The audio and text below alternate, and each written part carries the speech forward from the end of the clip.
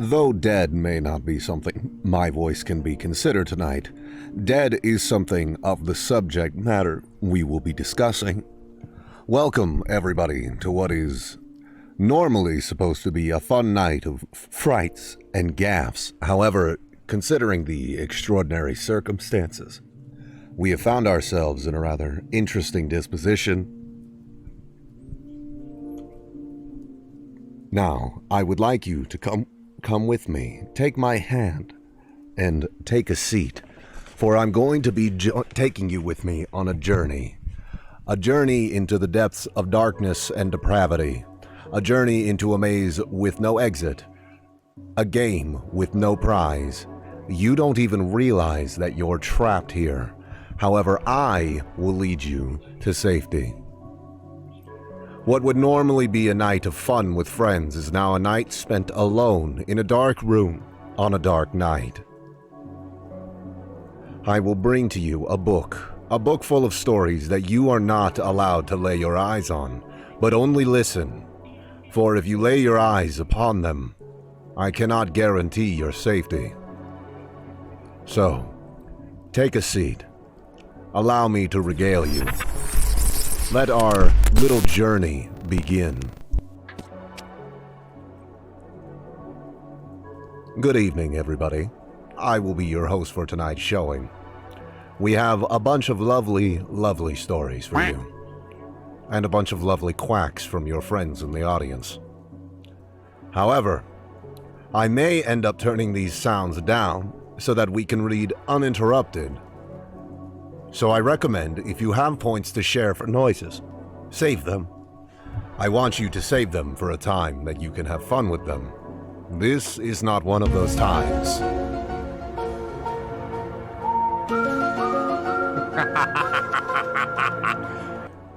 You can't make me laugh when I'm trying to be serious. Yes, hello everybody. Hello. All right, get your jollies out now. Get them out now, because once I start, they're going away. I'm gonna take those funny little noises from you, like taking candy from a baby. But yeah, he proceeds to do it anyway. No, you guys are totally cool. It's totally fine. That's why I didn't start reading the stories right away, because I knew I forgot to do that, and I knew people like to do them anyway. I'm gonna turn them back on a little bit later, don't worry, but while I'm reading stuff for now, I'm gonna go ahead and have them turned off for the minute. Where is my sound alert? So I'm gonna go ahead, so don't use any points on them right now. I don't want anybody to use points that I'm not gonna, for anything that I'm not gonna be able to hear, because that's just no fun. I have now set the volume to 1%, so any noises played from this point on, I'm probably not going to be able to hear. Also, don't feel bad, Chaotic Nate. It's totally cool. It's totally cool. Don't worry about it. We haven't even started the stories yet. It's all good.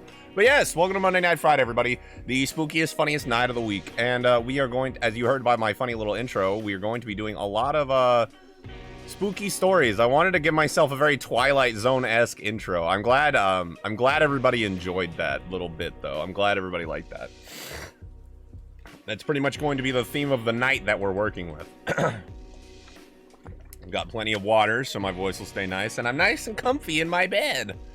It looks like I'm standing out in the middle of the road, but I'm laying down in the middle of the road. I'm gonna go get milk real quick. All right, you go get some milk, Woolux. That's totally fine. Thank you. It's much easier to do that voice when I'm very tired anyway. So, let's see. What's on the agenda for tonight? We've got a bunch of spooky stories to read, but I did get a special request from Vec, actually, to read this body horror-esque story that they've linked me. It's a horror story that they've started writing themselves. I believe, if I remember right, from a novel that they were writing. I hadn't gotten the chance to read it yet, so this will be the perfect excuse to do so. I'm not going to be here long, but I'll stick around as long as I can. Do what you can. It'll be totally fine. Hey, gamers, what's up? Welcome to the Creepy Stories night, where we read spooky stories. So let me go ahead and move over to the game deck real quick. Let's see. Can I open... I'm about to do the cardinal sin of streaming, right? Ooh, hydrate. All right, I'll take that. Hydration is important, especially if you want to keep your voice strong. Large and in charge.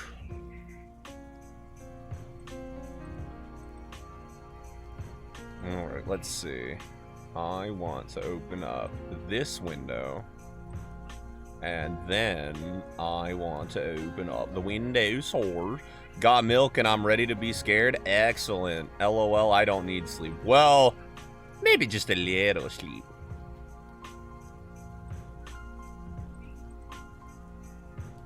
Here we go. Okay, there we go, there we go, there we go. Now let me move all this around. You need to be moved down a little bit, I see now. Oh, that's too far down. Still too far down. That's better. So the idea here is I don't want my tab showing up. LOLW.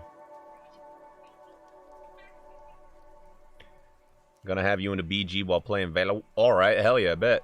Yeah, this is gonna be a perfect stream for that kind of thing tonight, guys. Is that this is gonna be a great stream for putting this on and then going doing whatever else you want while you listen to this in the background.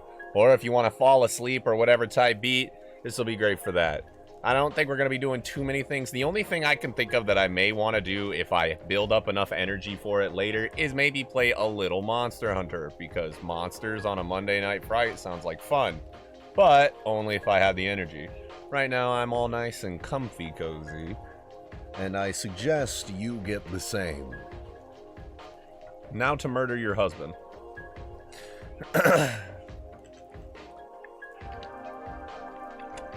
So, without further ado, we have this lovely little story written by Vec that I'm going to go ahead and take a look at.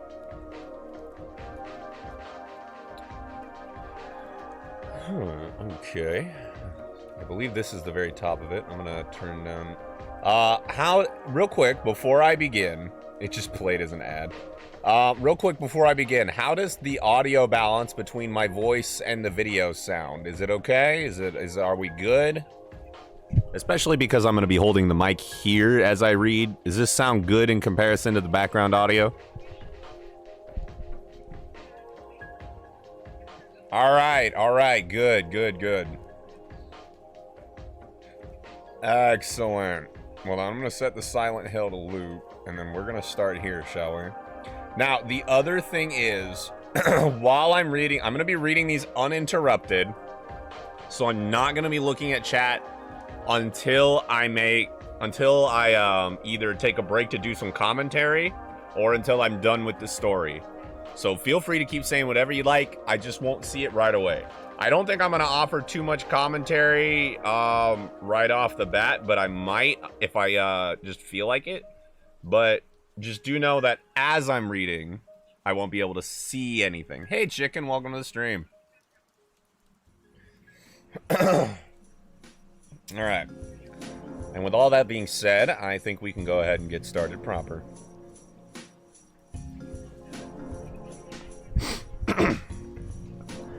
We continued down the hall. It had no light except that coming from the entrance hall, which faded quickly as we went in deeper. We couldn't use flashlights, so eventually we were left feeling our way through. After several tense moments, we found a cross hallway that met up with a lit corridor. The light lit up our hallway, and a sign that stated we were heading in the direction of the reactor. We decided to head the other way, towards the lit corridor. As we got closer to the light, we heard voices getting louder, coming towards the opening. Clara found an unlocked door, and we ducked in. It led to a room, and an observation window, but the window had been blocked by some kind of residue. There was a sealed door at the other end of the room, and I went over to it. A peeper sat there, because I can't fucking read to save my soul. A piece of paper sat on a clipboard next to the door. It read, Incubation Chamber 6. Don't open that door. We're only here for Jackson. They said he was in a testing chamber, Clara said.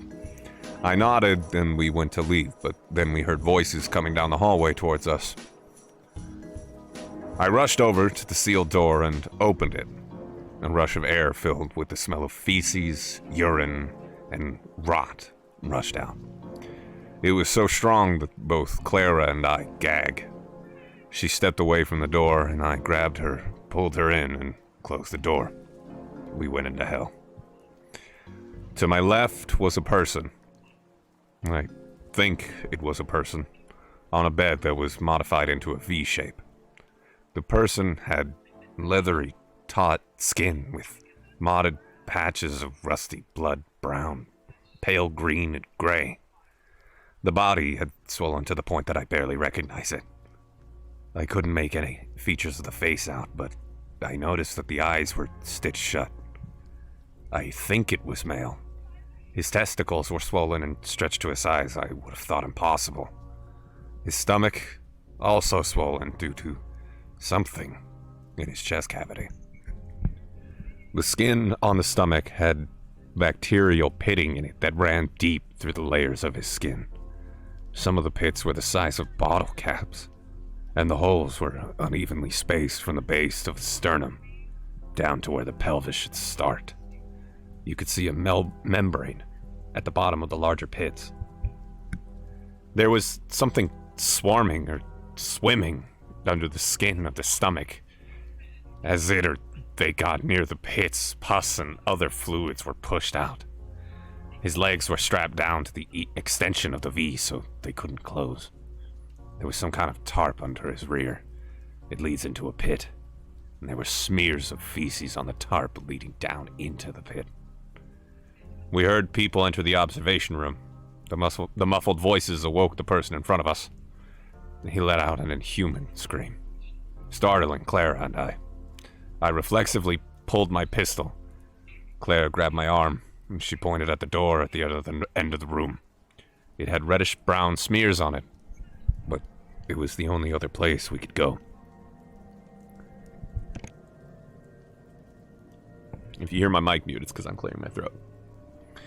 We reached the door by carefully sidestepping the poor man and getting past an intravenous fluid stand.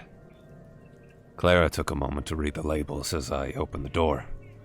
The smell of feces and urines was the strongest from within the side. It was a hole leading down the pit I can only assume that the tarp led to. The sealed door opened. We rushed in and left the door cracked. We had to stand on a ledge no wider than 2 feet, 60 centimeters. The smell was so strong I couldn't hold back my vomit. I vomited it during the creature's screams, which I guess triggered Clara because she started vomiting too. I couldn't see into the room because I was on the wrong side of it, but Clara could see. She told me that the people entered the room in hazmat suits, that they touched the foot of the man and he gave out another scream. After calming down, he spoke. In a strained, raspy voice, he asked, "Nurse, I'm thirsty again. My skin hurts, and I can't move my arms or legs. Can you help me?" "Yes, of course. I'll get another water bag and some painkillers," a male voice said. "Thank you. You've been a blessing since I got ghoul fever," he said. "Of course. We just wish we could have saved your eyes." "I'm just grateful to find people who are willing to help. In my stomach that is swimming around as the painkiller is wearing off. I can feel them moving around. God, what have you done to me? I'm in so much pain. Please, kill me. Oh God, kill me, he asked, wincing in pain and choking on fluid. Clara stated that they'd stuck him with 2 syringes, and the man went unconscious within a few minutes. So it looks like he's ready to be harvested. Mark is down for a tap and then harvest and then dispose of him. Let Greg know to bring one in saline and one morphine bag to hang until we can get him harvested. Also let the Enviro know why they left the door open to the disposal pit again, the other ghouls said. They left and closed the sealed door. Clara and I emerged from the disposal room. She went through her bag and pulled out a syringe and a metal container labeled Nightshade. She took out some liquid using the syringe and injected it directly into the man's testicles. What are you doing? I asked quietly. These fuckers are not profiting from whatever this man's misery is. I injected him with enough poison to kill 5 people. He should be dead before they get back. Clara answered through gritted teeth. We left the room after that and entered the hallway. We headed back down the dark hallway and searched for a room with an unlocked door. It took some fumbling in the dark, but eventually we found one. We went in. I gotta admit, that's pretty good, Vec. Is that Fallout inspired? Also, thank you, Chicken. I appreciate the well wishes. I thought so when I heard the bit with the ghoul and everything like that. I was like, oh, ghoul, I know that. That's from Fallout. I like it. I think it's good. I realized too little too late that I was also reading another ghoul's voice line as like a normal dude. But it's okay. Ghouls kind of have semi-normal voices. Yeah, I enjoyed that. I think that's pretty good. I think you should keep working on that. That was a nice read. You were definitely right about the body horror. It was pretty nasty. Just the first draft of the second chapter. Not bad for a first draft. I enjoyed it. I think it's good. I liked it a lot. I liked it. I liked it. Yeah, no problem. All right. Let's see what else we got on the agenda for tonight, ladies and germs. So, I did get linked one story from r/nosleep by a friend of mine that they said I should check out. It's not like in your face scary, but it makes you think, right? And I do like that. So we'll go ahead and try that one out. It is called I'm a sailor in the Navy. On my last deployment, we uncovered the origin of human existence. Now, I wish I could forget it. The sail was classified as top secret. Whatever we were doing out there, they didn't want anybody to know. Not the Russians, not the Chinese, not the public, and certainly not the crew. We'd been kept in the dark, fed the lie that we were heading out on a routine patrol. Up and down the coast, they said, back in no time. That was before the storm. Before the sea had turned into a maelstrom around the night and swallowed the sun. It was before the captain slit his throat and before the crew tossed themselves overboard. Desperate to escape the nightmare we'd fished out of the sea. My name is Walter Mills. I suppose I should probably use an alias, something to prevent the people above from finding me, but the truth is, I don't care. I've spent my entire life caring, my entire life running from the shadows that sit above our government, from the puppet masters that pull the strings of our world. But I'm out of time. And I mean that literally. I've got one foot in the grave. Doc says it's terminal. That means I don't have to worry about the wrong people finding me or the consequences of what I'm about to say. I can let you know, and then I can go. The sail began like any other. Our warship was tied up alongside. The crew formed up in lines, running from the jetty to the lower decks, storing it full of food and supplies. It began uniform, ordinary, and then they arrived.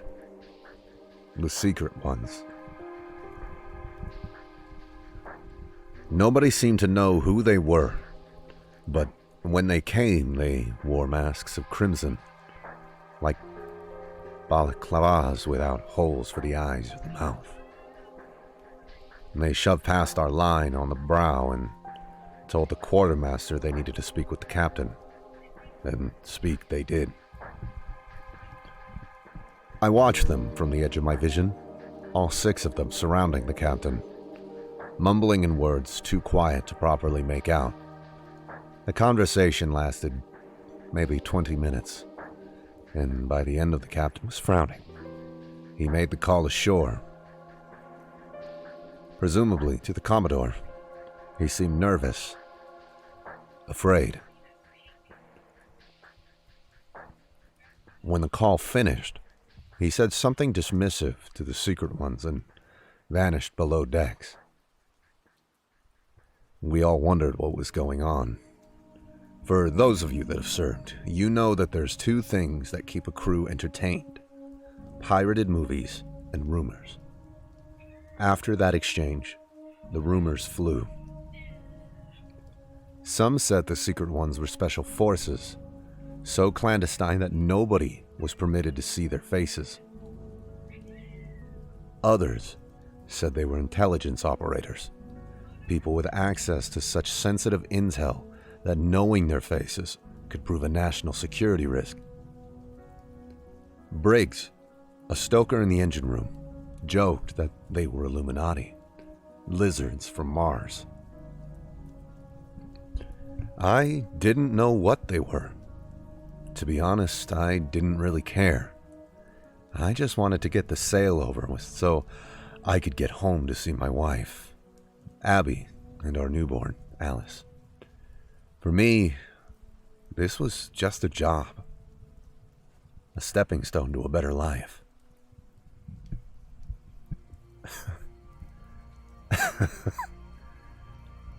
And when we set sail, I still believed that. Then the ship dropped anchor, and the crew was mustered into the hangar. The captain stood at the end of the floor with 3 of the secret ones on either side of him. They stood silent, gazing out at us behind the crimson masks. The captain cleared his throat and said this was difficult for him to do, but prior to our departure, he received word that our mission had changed, and that it was no longer routine, no longer what we had expected. He passed a bottle of pills around. Each of us were instructed to take a pill from the bottle, to keep it safe, to keep it on our person at all times in case of emergency, but never to eat it otherwise. What is it, sir? Briggs asked in the back. Cyanide. The captain replied. Laughter rippled across the room. Seriously? Somebody else called. This for malaria? Are we deploying? The captain sighed, looking sidelong at the secret ones who remained silent, impassive. It's cyanide, and if you know what's good for you, you'll make sure you don't lose it. With that, he stormed off, secret ones in tow. That night, Briggs died.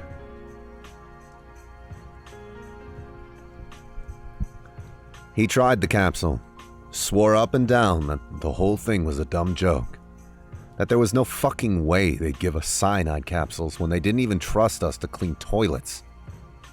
His last words? It probably tastes like Smarties. Briggs died quick. He died in a quick, seizing, sputtering mess of shit and piss.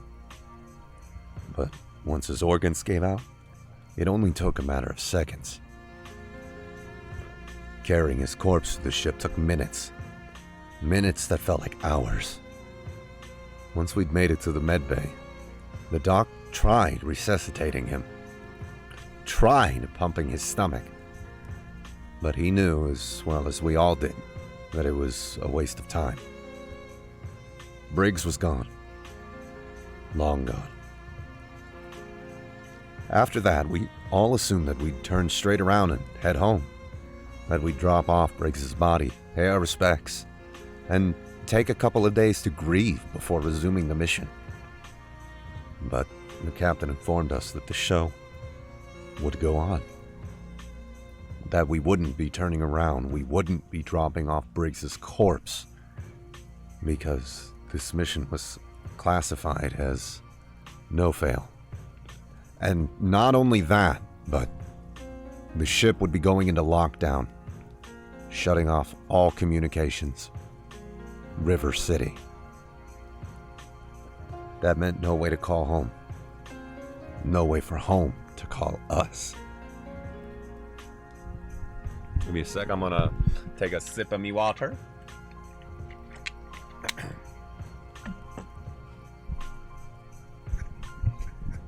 We were isolated and alone. And then the captain had the nerve to tell us that things were going to get worse. That Briggs's death, tragic as it might have been, was likely to be the tip of our iceberg. And the crew was furious, confused. Most of all, though, they were heartbroken. Oh shit, is that a new follower I hear? Alani Barrett, thank you for the follow. I approve, thank you. I don't play anything because of my jobs. It's okay. Thank you for the follow, fam. Hi, sorry, I'm looking at chat for the first time since I started reading the story. What's up, guys? What's going on? What's good? He was heartbroken. Happy music. Yeah, right?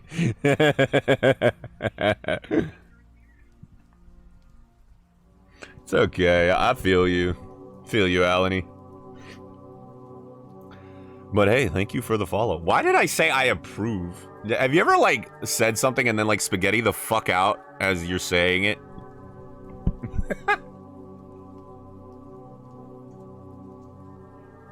Also, fun fact, whenever you hear my voice do that weird thing where it kind of like gives out for a second, that is my Adam's apple shooting back up into my throat because I have to like open my throat a lot to do that voice. It's really funny. Like, imagine your Adam's apple is a dial, and in order to do that voice, you have to push it All the way down. and so it pops back out occasionally, and I'm like, fuck.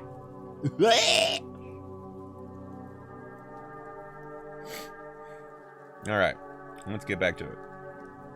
That is the wrong window.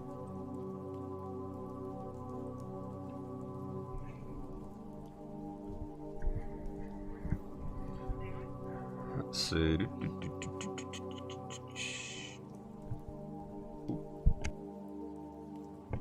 Sorry, I had to burp there. That wouldn't have been good for stream. Most of all, though, we were heartbroken. Many of us threw our cyanide capsules out, hating the memory they represented. 3 days had passed since Briggs's death. 3 days of mourning. Of the ship steaming through the Pacific while its crew slowly came undone. Whispering theories about what we were doing out here. About what the captain meant by things getting worse. It's China, I overheard in the flats. They've got a secret weapon and we're going to dismantle it. I saw a YouTube video on this. If they catch us, though, they're going to torture the fuck out of us. So that's why they gave us the cyanide. Fuck that. You sound totally nuts. It's Russia, dummy. Gotta be. They're going nuclear, and we got word, so now that we're out to sink their subs. What do you mean, why? They can't second strike us after we glass them. It ain't genocide if we got no choice. I didn't know what to think. I'd never experienced anything like this. And so I just woke up, did my watches, and went back to bed. Rinse, repeat. I tried not to talk about what was going on, because every time I did, Briggs inevitably came up, and the memory hurt like a knife to the gut. He and I had gone through basic together. sailed up and down the Pacific Northwest, and made a game of finding old coins at every port. So I just kept my head down, did my work. When I was doing that work was when the captain's warning came true. When things got worse. It was the night watch, and I'd been steering the ship on the bridge. One moment we were sailing through smooth waters in a bright, cloudless night, and the next moment it all disappeared. Darkness stole the evening like the light switch set to off. I recall the watch officer moving onto the bridge wings and staring up at the sky, trying to determine if the moon had slipped behind a cloud. When he came back, he looked confused, shaken. It was odd to me. We had radars. It wasn't like we were navigating blind, but he called the captain and reported that the moon was missing. Gone. Stay the course, The captain commanded. But, sir. Click. The line went dead. The next morning, the sun never rose. The sky remained as black and as haunting as the night before. Around this time, the Secret Ones began acting more bizarre. Whereas before, they more or less stayed put in their cabins, they now wandered the ship aimlessly. They'd mumble nonsense under their breaths as you passed them in the flats, run their hands over surfaces everywhere they went. Every so often, you'd catch a couple of them heading to the upper decks with a small ham radio and a portable antenna. They would just set it up there and sit for hours. Mostly, they didn't speak into the microphone. You'd just listen to the static buzz of the speaker. Every so often, though, you'd hear them screech into the mic. Once I saw one crying into it, just weeping quietly, hands clutching the sides of their head. The crew's discussions became more erratic. Talk of Russian or Chinese superweapons mostly vanished. And now the going theory was that we were making contact with aliens, that we'd located a downed spacecraft and were attempting to communicate with it. That's why this guy's gone all fucky. It's alien cloaking technology designed to keep their craft hidden. If we get it first, then we'll be able to travel to different planets and shit. The guy's in red work for Elon Musk. SpaceX. What do you mean, how do I know? I asked one. No way. I told you the Russians were gonna nuke us, and now they did. Why do you think it's so fucking dark, man? Nuclear winter. All the ash and soot blotted out the sun, dummy. Neither theory was close to the truth. Nobody on board had any idea just how bad things were, or how bad they were going to get. If we had, then we'd have staged a mutiny, right then and there, and turned the ship around, gone back the way we came. But we didn't. We sailed into the night. The following week passed in confusion and despair. The crew became more irritable. People who were usually chipper were suddenly snapping at one another, fighting over the littlest things. Errant comments became verbal meltdowns in the space of seconds. Cold coffee led to fistfights. Missing toilet paper left a sailor with a black eye and a bloody nose. But those were manageable problems. Not so far out of the ordinary that we weren't equipped to understand them, to deal with them. What happened in the gym between Myers and Yendel, though? That was something none of us were equipped to deal with. Yendel was spotting Myers on the bench press. I don't know what was said. I wasn't there. All of my information is secondhand, but according to witnesses, an argument started when Yandel accused Myers of sabotaging their marriage. Words flew. Myers went to rack his bar, but Yandel kicked the bar down.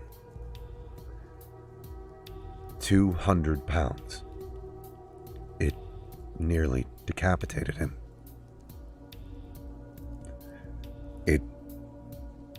It had been better if it had.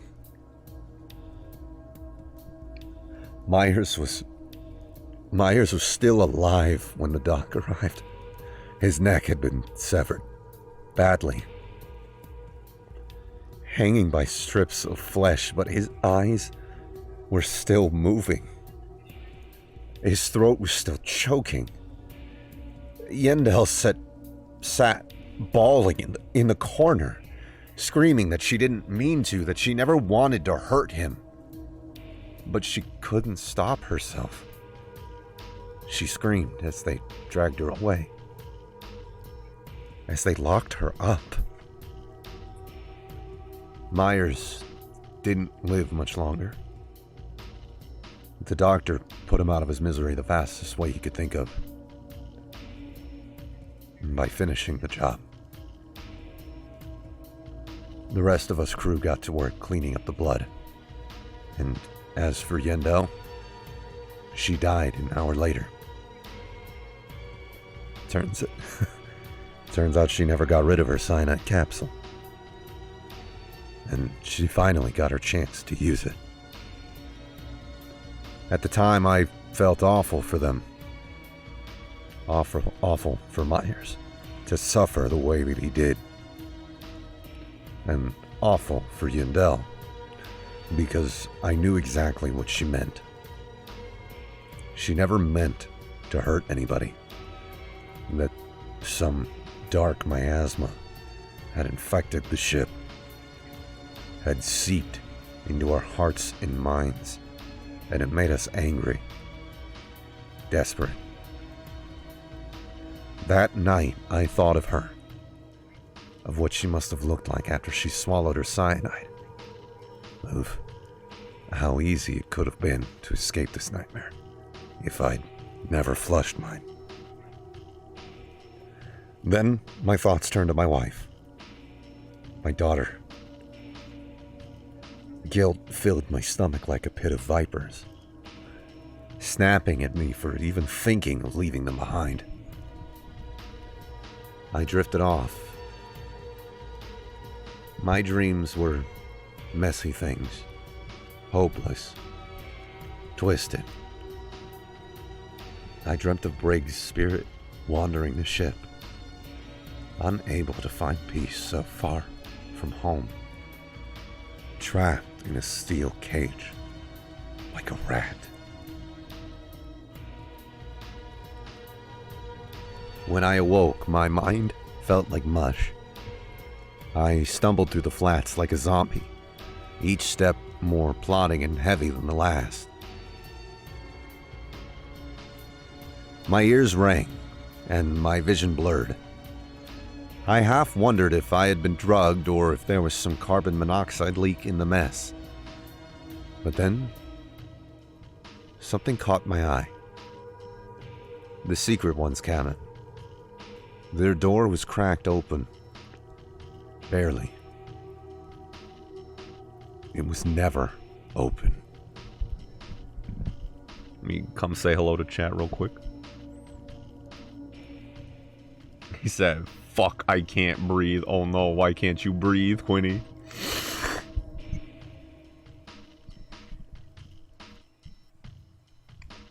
I peeked in, spotting one of them sitting at the desk with their backs to me. The lights were out. A low sound played in the room. Something resembling music, but decidedly off tune and agonizing, like a violin's strings being stripped and sanded. I used it to cover my footsteps as I slipped inside, eyeing the secret one as it sat rigid in his seat. It wasn't wearing its mask, at least, not properly. It had lifted up to its eyes, except it had none. No eyes, no nose, and only a tiny round hole that passed for a mouth. Heart pounding, I gazed at this thing in the thin light from the flats, suddenly understanding why they were running their hands over everything on the ship. They were navigating, scouting. It lifted its finger to its face, tracing along a series of scattered wounds. Some were still bleeding. With a whimper, its nail plunged into its cheek. A pool of blood formed around it. The secret one moaned. Slowly, it peeled off a small strip of flesh, and then another. It placed them down on the desk, humming in tune with this distorted music, and the flesh began to writhe. It began to twist and reshape. The secret one felt it with its hands, nodded to itself, and then pulled a file dossier from the desk. Opened it up and felt for a form before scribbling something onto it and replacing it into the drawer. The cabin door creaked open. And I'm gonna take a fucking sip and catch my breath. You know, I honestly am kind of thinking about doing that. It might be something I do to make YouTube videos in the pastime.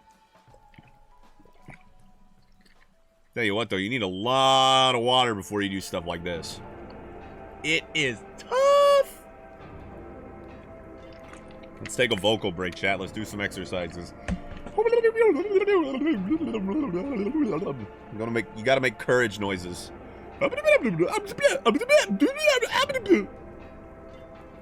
Your voice is like a god. Thank you, everybody. Ugh.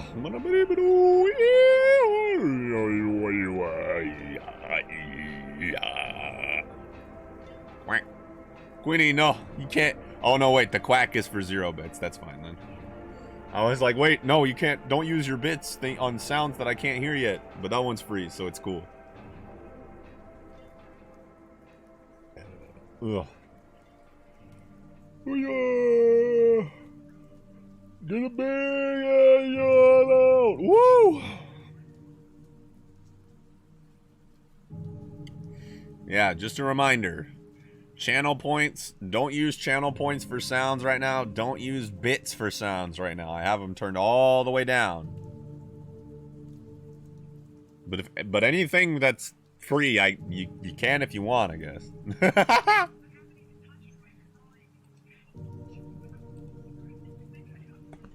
Also, it's been 2 hours and Dev still hasn't drawn.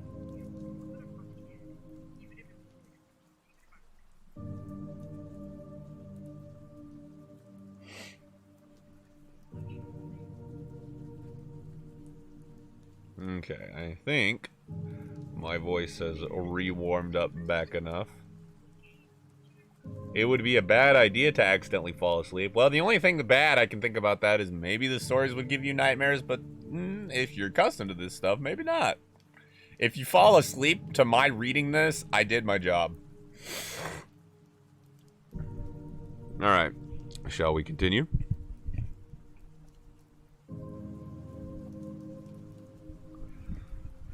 Another secret one stood in the doorway, gazing at me through its crimson mask. It cocked its head, took a step forward. My body rippled with goosebumps, wondering if this one still had its features, its eyes. It mumbled something incoherent, and the first one turned in its seat. My skull pounded. Whatever headache I'd woken up with had worsened. and now the pain was almost blinding. I stifled a groan as the first secret one rose from its chair. It approached me, and I took a quiet step backwards as it reached into the locker I had been standing in front of, removing a ham radio and a machete. My heart hit my ribcage once, twice. I wanted to faint. Then, both of them left the cabin, leaving me alone with the dossier. I gave it 30 seconds before I took another breath. And then, I moved to the desk drawer, took the documents from the folder, and fumbled through them. They were written like a fever dream. Symbols, numbers. Nothing about them seemed to make much sense, and it occurred to me that they were probably encrypted by some kind of code. Cursing, I stuffed them into my pocket for later analysis. I'd hurried to the bridge, already late for my shift. My thoughts raced as I had relieved the helmsman, hastily giving my turnover report to Sandu, the watch officer. I sat down in the chair, took the wheel, pondered what I had just seen. Were the secret ones some kind of cultists? Was Briggs right? Were we sailing with the goddamn Illuminati?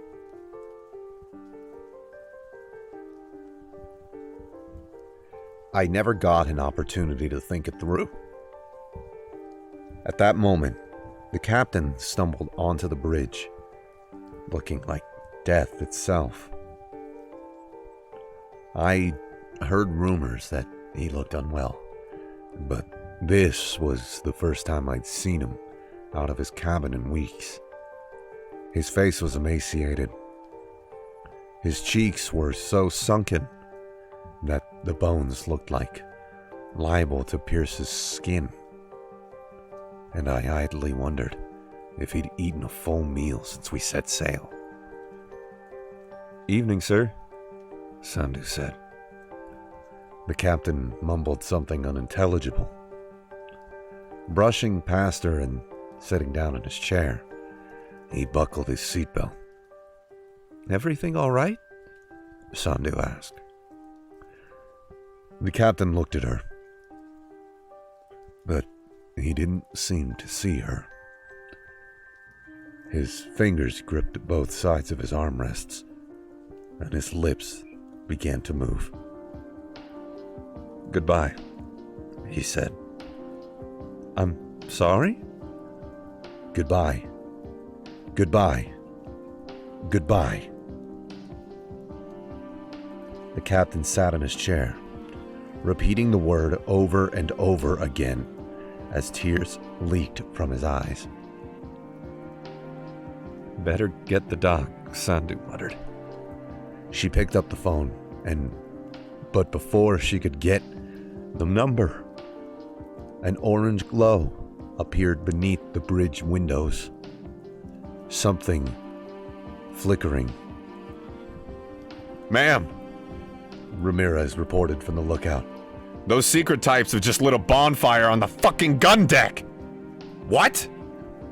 Sandu rushed to the window, looking down in shock and rage. Then she moved to the bridge wing, calling down to the secret ones to put the fire out. A moment later, she screamed. Ramirez was looking out the bridge window when suddenly turned and vomited onto the deck. "What's going on?"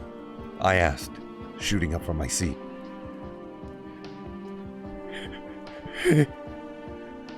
It's Yandel. Ramirez said, wiping his mouth. It's Yandel and Briggs. They're chopping up their damn corpses. Sandu stormed back inside, shouting at the captain. Sir, permission to mobilize an ERT and put those assholes in confinement. Goodbye. Goodbye. Goodbye. Sandu cursed. She picked up the phone and dialed the executive officer, informing them that the captain had lost it and that the secret ones were cutting up corpses, burning bodies. They needed to get people out there to shut it down. Now. People with weapons, because the secret ones had machetes. The XO said they were on it, but it was too little too late. Somehow, I already knew the secrets had finished what they came to do. From the deep of the night, the wind howled, screamed. A wave struck us broadside, a big one. It twisted the warship like a rubber duck in the bath, knocking Ramirez sideways and tumbling Sandu across the deck. I managed to steady myself across the helm console. Jesus Christ, Sandu breathed. everybody all right? I buckled my seatbelt. What the hell was that? Rogue wave. Sandu spat. Been 3 weeks of perfect weather and then that comes out of nowhere. This sail is cursed. She grabbed the phone and began a ship-wide announcement for a rapid survey, but she never finished the pipe. Another wave struck us, and then another. Sandu's head slammed against the center console with a sickening crack and fell to the deck motionless. I braced against the helm, my seatbelt squeezing painfully into my chest, into my waist. Nearby, I heard Ramirez shrieking, praying. The captain continued to utter his refrain. Goodbye. Goodbye. Lightning flashed. For the first time in weeks, I had glimpsed the sky. Dark clouds spun around us as though caught up in a whirlwind, and in them swam faces, shadows. They gazed down at us, anguished. I saw Yandel, Briggs. I heard them scream and howl, as if calling somebody in a language that could only be described as blasphemous. Ramirez's body arched and twisted. He hollered as though something were picking him apart from the inside out. I wanted to jump up and help him, but I needed to keep control of the ship. Abandoning the helm in a storm like this, it would only mean certain death. Not like this, Ramirez moaned. Tears streamed from his eyes, and he gazed up at the haunting faces of the dead, swirling in the sky above. I can't. His hands gripped the guardrails running across the bridge, and he pulled himself slowly against the violently rocking ship, inch by inch. I gazed on, helplessly, as I saw him reach the hatch leading to the outside bridge wings. And I knew exactly what he intended on doing. After all, Ramirez and I flushed our cyanide capsules together. Don't! I called, but I couldn't think of anything else to add. Why shouldn't he? Why shouldn't I join him? He paused.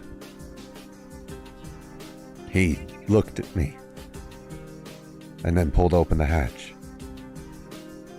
filled the bridge with the deafening bass of the storm, and threw himself into the sea. I sat there, dying in slow motion. The waves, already vicious, worsened.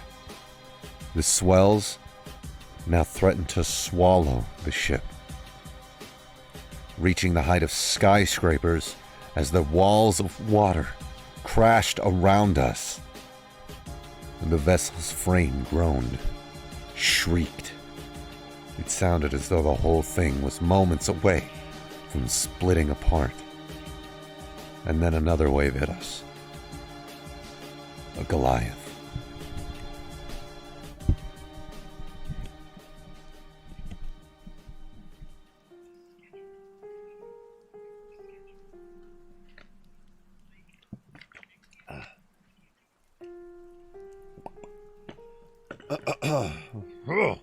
Sorry, I had to take a sippy.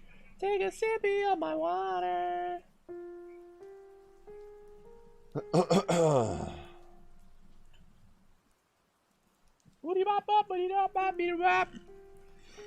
You gotta make sure your voice is always good to go, chat.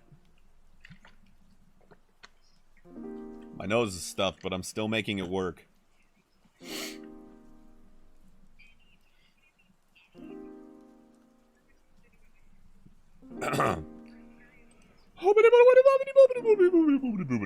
Okay, here we go.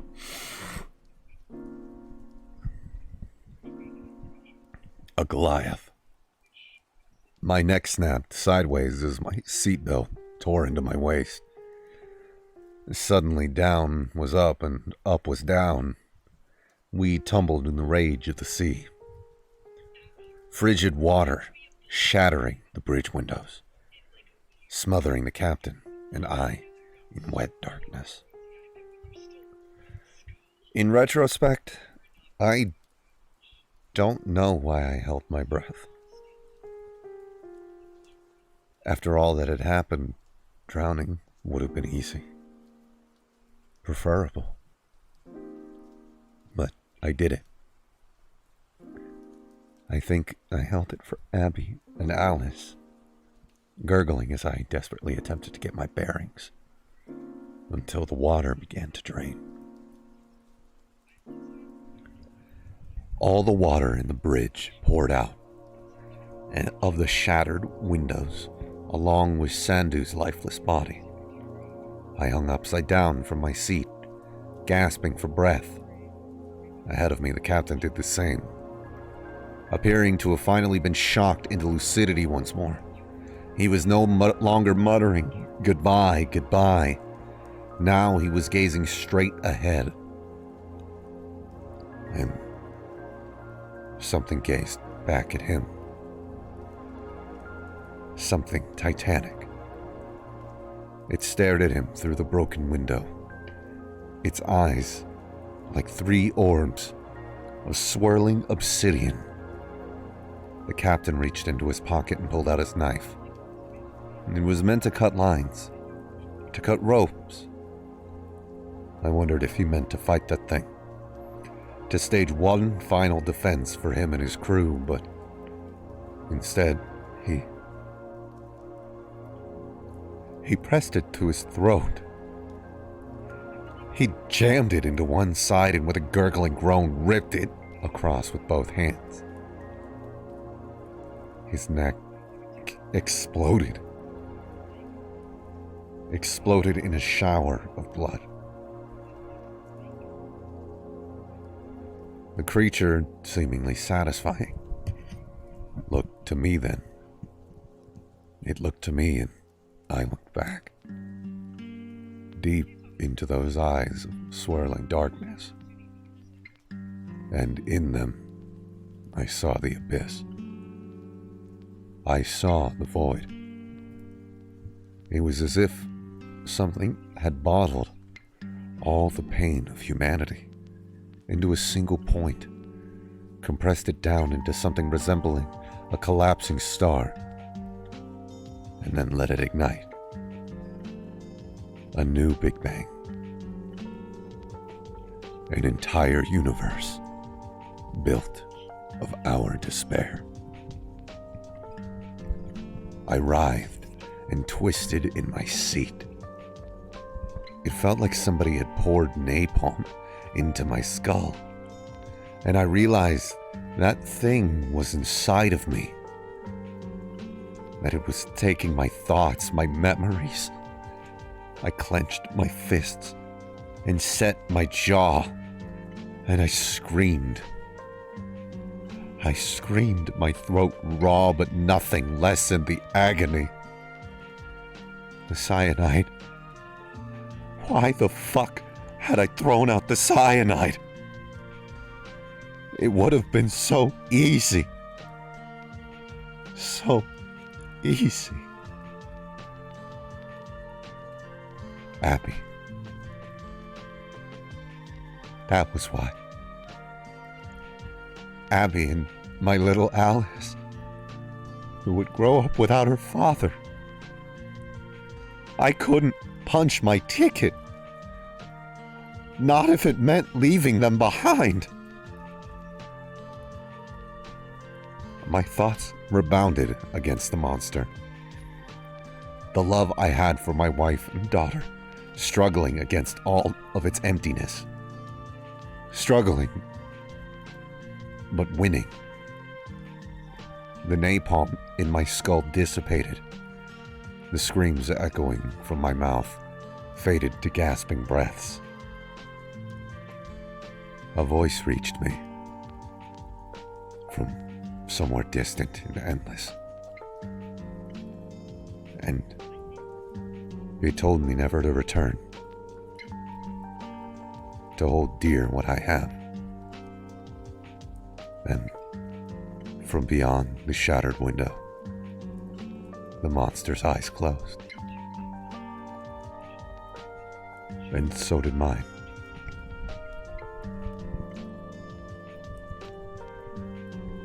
I awoke on a piece of debris, somewhere off the coast of Guam.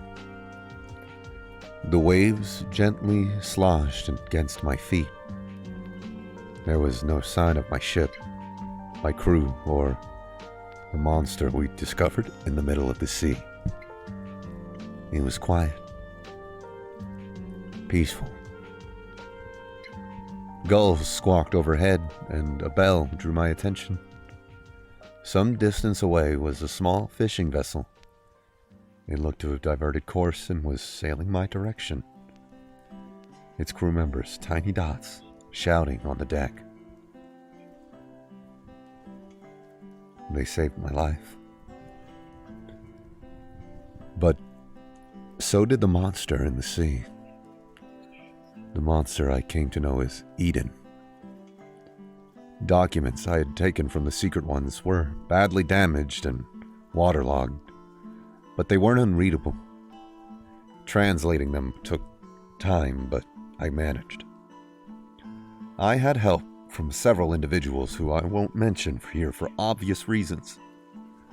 But what we discovered was haunting. Terrifying. We learned that the theory of evolution is missing components, that it's not telling the full story. It tells us life originated from the primordial soup. It says we began as basic organisms crawling out of the sea. But what it doesn't tell us is that those organisms weren't miracles. They were births. 1 billion years ago. I know that sounds silly, but just listen to me. Something came to our planet from the distant cosmos. A creature of unfathomable power. It settled deep into the ocean and began to create all manner of life forms, learning as it went. Eventually, these iterations led to the creation of humanity. In an effort to attempt to assuage its own loneliness, it did something it had never done before. Shared fragments of its own mind, its own consciousness, with the human race in an effort to accelerate our evolution. It backfired. That link to its mind proved unbreakable, even as it attempted to install its virtues within humanity, to inspire us towards love, compassion, and peace. We rebelled. Our baser instincts won out. We fell again and again into cycles of violence, of war, rape, and murder. We poisoned Eden with our own corruption, but it persisted. It knew it had to break its link to us, and that would mean that humanity would end as we know it. That whatever empathy we have would vanish. Like a mother, it couldn't let go. It believed we could get better. If not now, then eventually. But it's been too long. The wound has festered. It's gone untreated, and Eden is paying the price. She's dying, withering away. All of our hatred and greed, our thirst for destruction has reached a critical mass inside of her, and it's beginning to collapse, filling her with madness. The mother that had birthed us is gone. A monster has taken its place. The Secret Ones know all of this. According to the documents, they believe that she intends to finally cauterize her wound and put an end to humanity before we can put an end to her. The intention of the sale was to strike first. The terrifying thing is, they didn't seem to know what happened when she died. Would she merely sink to the bottom of the ocean, rotting away across decades?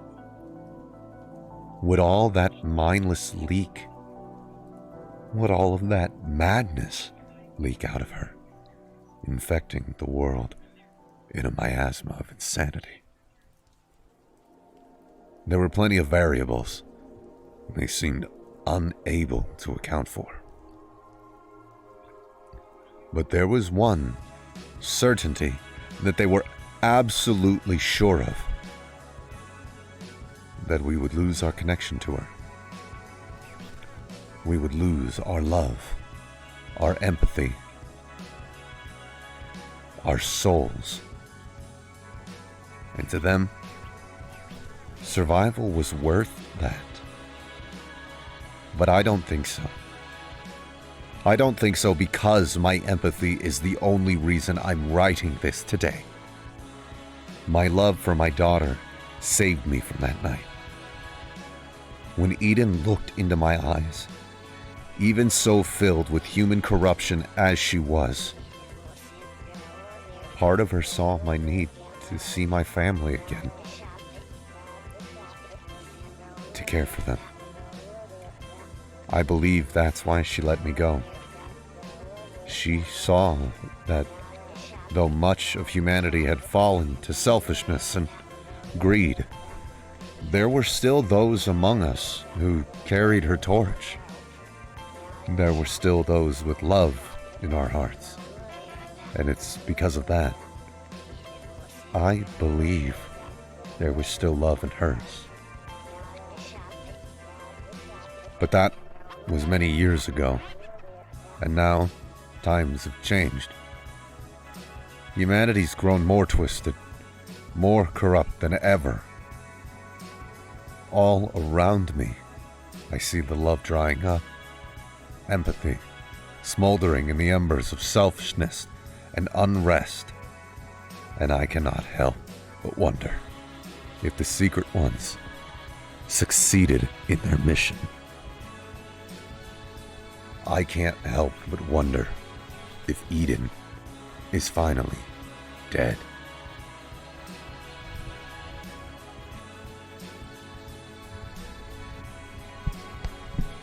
How long is this? Well, that's the end. That is the end of the first story. And goodness me, that was a long one. But it was really good. I really liked that, actually.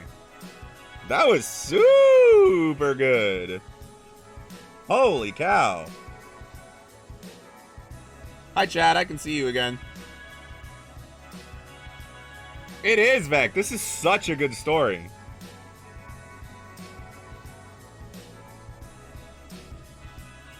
Sorry, I'm taking a sip right now so I can catch my voice back. Right? It makes you think a little. It makes you think just a little.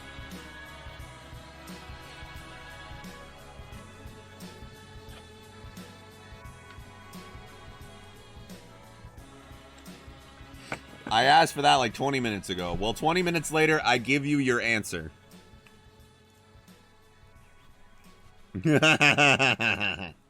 So I can't help but notice that the word dead is another Reddit link.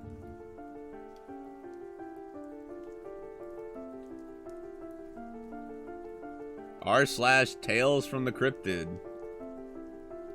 Interesting. Okay, we're going to keep this one under lock and keep. So we're going to keep these two tabs open. I've also got this.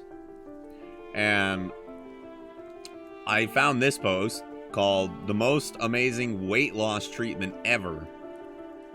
And I'm very curious. So we're going to read that.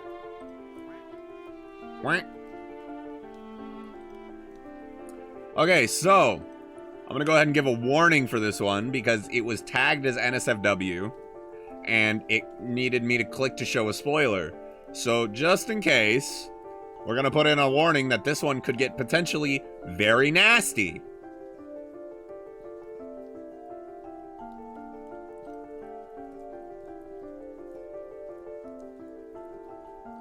So, I think I have an idea of how I want to read this, but we'll go ahead and maybe wing it just a little bit on how I want to do the voices. But, yes, this is definitely a content warning. I don't know what the fuck the content is, but it's gonna be bad. I can tell you that much.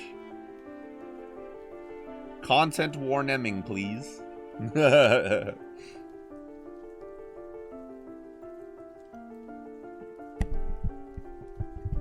Alright. Okay. So this one is mainly for the ladies, because we're moving into the spring, and spring is diet season. Because summer's just a few months down the road. I stumbled on this while doing work for my biology course, and partly doing research online, though.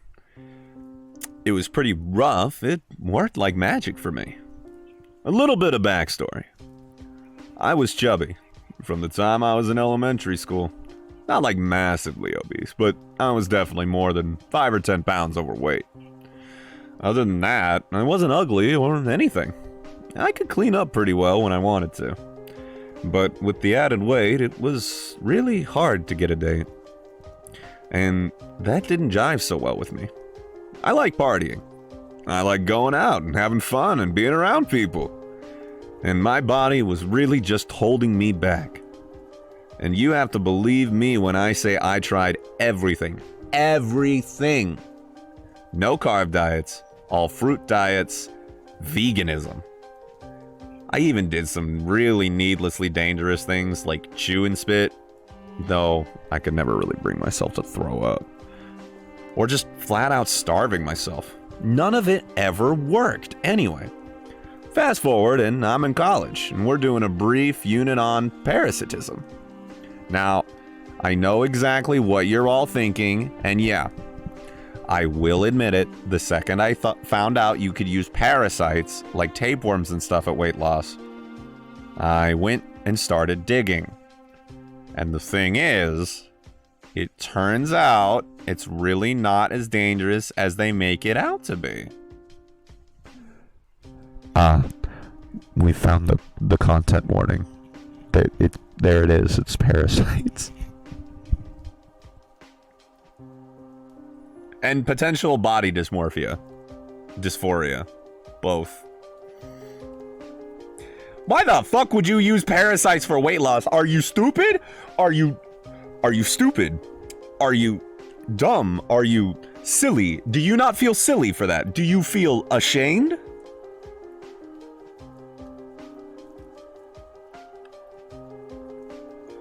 Parasites. Parasites. Are you foolish? Are you inane?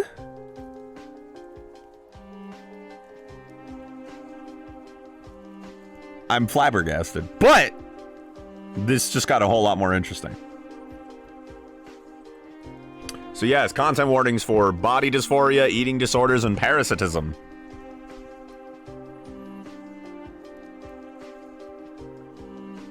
Yes. Yes, yes, yes.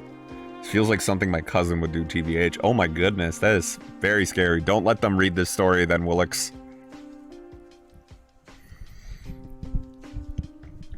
I read so many forums, and it seems like there were only two kinds of complications that people ended up with. Either they overcompensated for what was being taken out and ended up gaining weight in the end, or they left it in too long and it made an exit on its own that ended in a trip to the hospital. It took a lot of studying and a lot of really careful planning, but I eventually sort of figured out how you could toe the middle of the line and not screw it up that badly. The trick seemed to be to starve the little sucker out. Maximum weight loss, since you would be burning fat, hopefully, with none of the complications. I know how bad this sounds, I really do, but bear with me. It turns out you can't really just buy parasites to infect yourself with on Amazon. That was where I hit the first snag. It took me a couple weeks, and in the end I had to put up a Craigslist ad before I got any leads at all. And when I finally got a bite, I had to meet a guy in a really skeevy motel downtown to close the deal. And I took him up right then and there.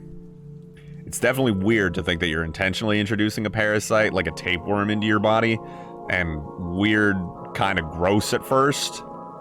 But you work past it eventually. It helped out the guy that I bought it from. He was really appreciative and enthusiastic. Kind of a pervert, but I was expecting it, coming from Craigslist. I ended up having to go back to him 2 more times over many months, and it turns out that sometimes your body's able to fight an infestation like that.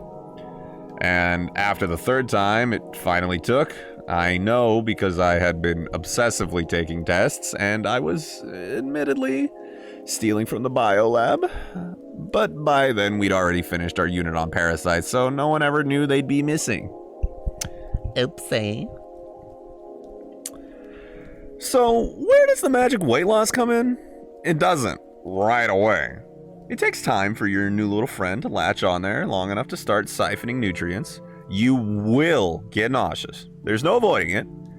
At first, mine was bad enough that I started keeping a trash can by my bed so that in the morning I could roll out and empty my stomach right there. It passes though, after a few weeks. You want to start taking vitamins right away.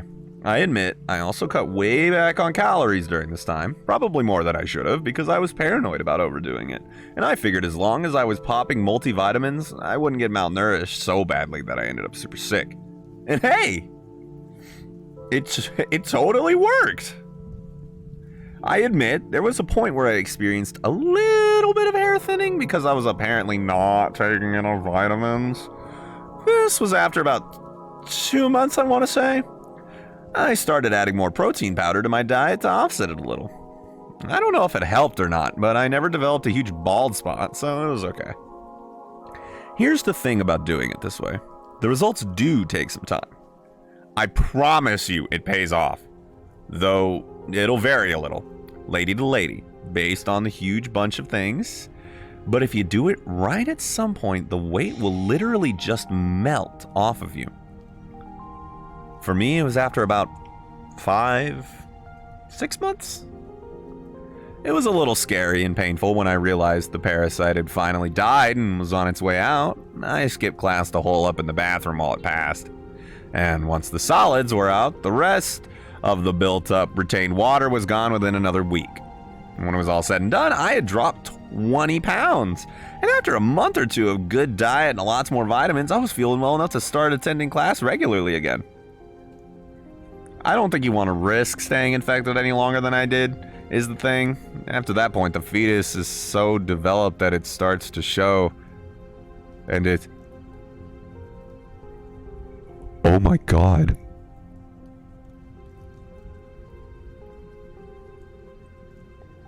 Oh! Oh!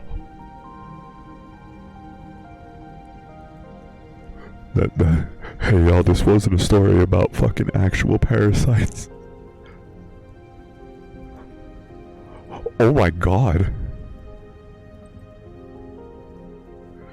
After that point, the fetus is so developed that it starts to show, and it's a lot bigger to get rid of when you finally miscarry. Wow. Wow.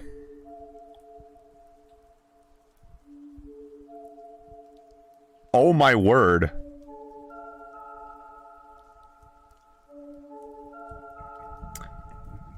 I see. Don't ever do this. Chat, don't ever do this. Oh my god. Wow, I can safely say I was not expecting that. Oh my god. Wow.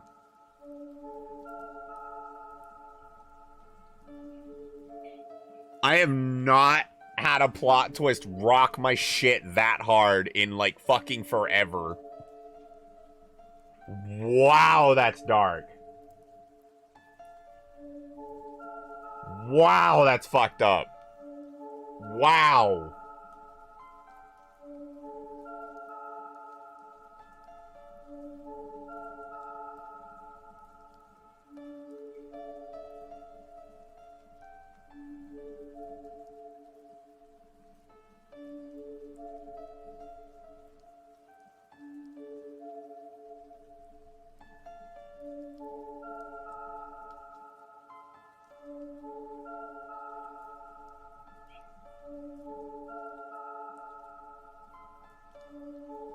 Wow. I don't know what to say. Damn, I really just read that.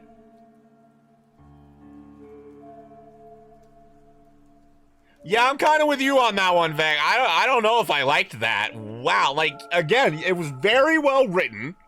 Don't get me wrong. They had me going in the first half, not gonna lie.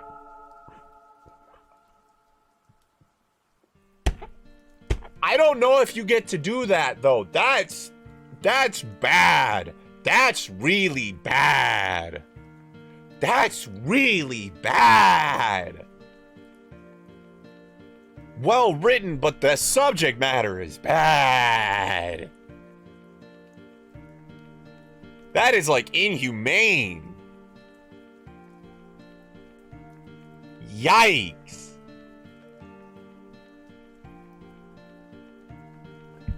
So I'm just going to offer a small little apology to everybody that had to listen to the end of that story, because even I didn't know where the plot twist was going.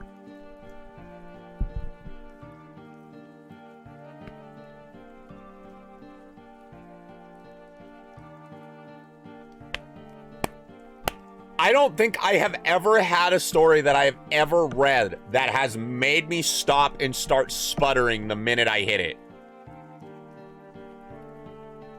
It was good, don't get me wrong, but damn. And I do understand if this hits people like in a soft spot. I do apologize for that. Goodness gracious.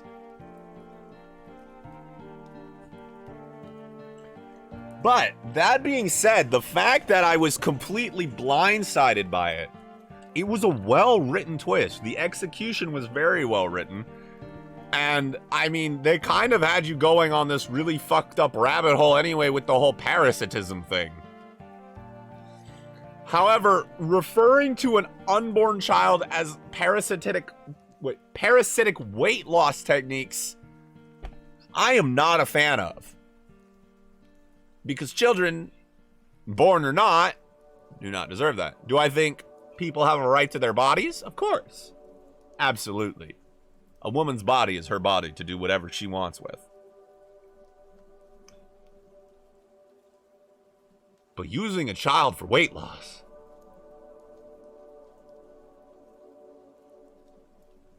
I very much apologize for that, Vic. I'm sorry it hit you in a soft spot. That was not my intention. Yeah, I think that's where I'm at. I appreciate the writing and the story structure, but yikes. That is I see why this was tagged as NSFW. What do you say we take a 5-minute bathroom break? I play a nice, fun song. I get some air going in here because it is a little warm. And then we reconvene with our next story, yeah?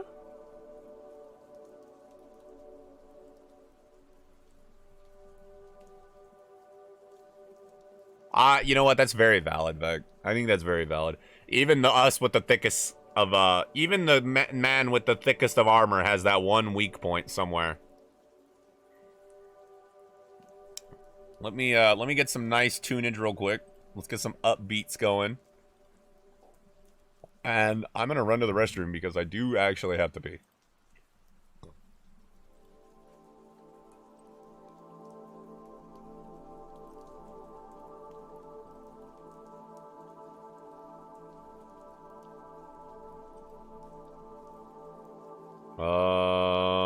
Let's see. Oh, I know.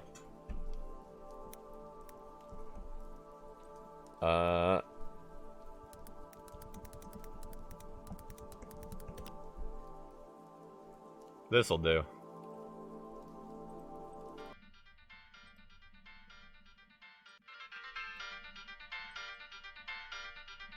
Here, have some Deltarune while I be right back. I'm gonna go pee.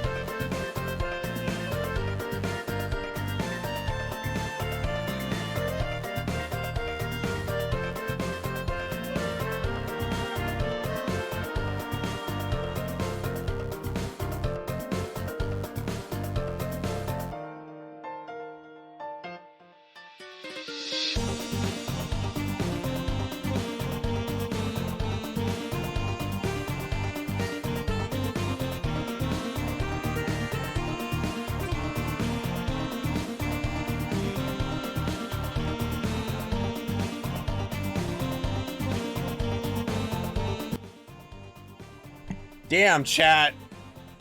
Damn. That shit was rough. Let's try and move on to a different story. So cereal wouldn't hurt anybody. I agree. I fucking love cereal. Hello, everybody. I'm back. Okay. Well, we're gonna move on from that story.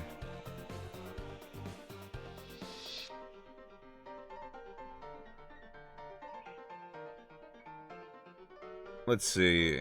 Ooh, these two look good. Hey, look, it's No End House. LOL. Okay, here, I'll let you guys pick. What do you guys, based on the titles alone, what would you be more interested in seeing? 24 or 23? I'll let you guys pick this one.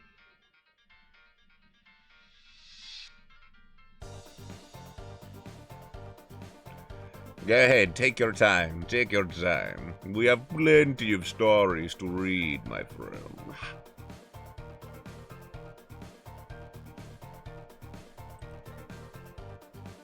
Alright, that's 1 for 24. I gotta admit, I do like the way 24 does sound. 24! 23 seems interesting. Okay, we got 1 for 24, 1 for 23. Let's see what we got. Let's keep it cooking, ladies and gentlemen. Let's keep those votes coming. That's right. For free Cromer, you can give me these votes. Also, somebody remind me after this next story to go get some more water.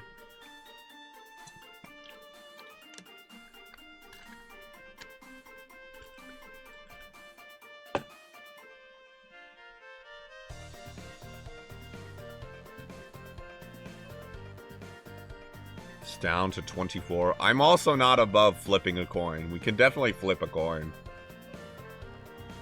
Honestly, if they're not super long, we probably have enough time to read both. Should we flip a coin? What do y'all think?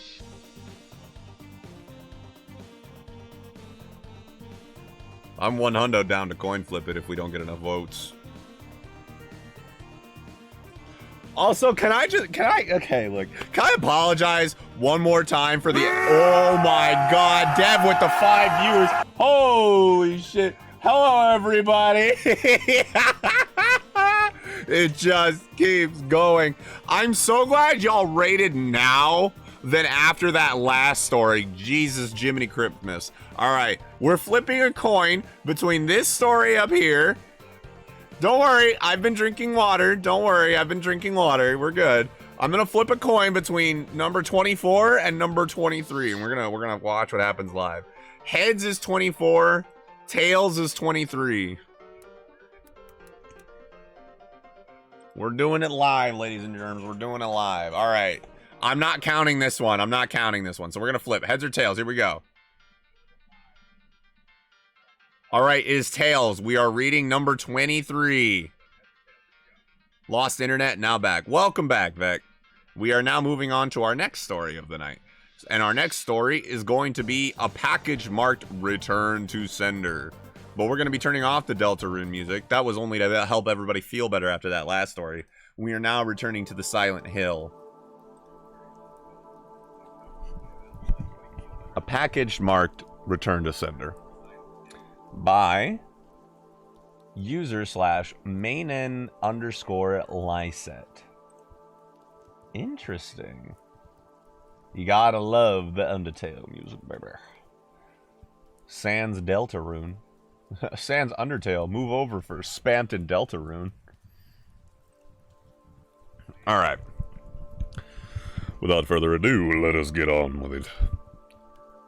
My neighbor is one of those annoying wannabe YouTuber personalities. Over the years, I've seen him cough out cinnamon, lay flat on the hood of his car as it slowly creeps up down the driveway, and douse himself in lukewarm water, all while screaming epic win, epic fail, or fuck, epic maintenance of the status quo for all I know. It can get tiring to watch him go about his shenanigans in the pursuit of viral fame, so when he knocked on my door the other day, He told me he was going away for a few weeks. And I asked that I get his mail. Honestly, it was a relief. I can't explain the peace of mind I had knowing that I didn't have to brace myself for any of his stupidity for a while. I was always afraid his stunts would wind up bleeding over into my life. Sorry about that. I'm getting more comfortable. So when things were pretty normal for the first couple of days, he received a few bills, a bit of spam, and what I could only assume was a birthday card. And then one evening, I got home to find a cardboard box waiting on his front porch. In big red letters was written, "Return to sender." I'm no small fry. Hang on. I'm no small fry, but I admit I had trouble lifting the box on my own. It was really, really freaking heavy. Lugging it across the road to my house was even harder, and I quickly realized there was no way I was going to drag it up the stairs and through my front door. I decided I'd leave his package in my garage. It wasn't like I kept my car in there. The garage door was just a piece of shit that refused to open without a good thug and a whack. It was just less trouble. Leaving the car in the driveway than it was to fight with the garage door every morning and night. In hindsight, I should have set the package down while I struggled to open the tricky door, but you know how it is when you've got a good grip on something. No point in setting it down if you don't have to. It was as I kicked the door for a third time that I lost my grip on the package, and it fell to the ground. I heard a slight crack inside. "Shit," I muttered. I hoped I hadn't broken anything important, but I'd figured I just wouldn't tell my neighbor about it and let him assume that the break happened en route. Hands-free, I finally managed to get the garage door unstuck, and boy, did it screech in protest as it rolled up over me. I dragged the box in the rest of the way, setting up in the corner for whenever my neighbor would come back to claim it. And then I forgot all about it. Until a few days passed, that is. I'm not sure exactly how long it took for the smell to waft in from the crack under the garage door to the house, but it came in slow progression. It was a sickly sweet odor, similar to a skunk. And for the first few days after I smelled it, I genuinely assumed that's exactly what it was. Roadkill that left its mark on my house. It was only then that I realized the scent was growing more intense instead of fading, that I went looking for a source. That's when I opened the garage door. That's when the odor knocked me back, holding my nose.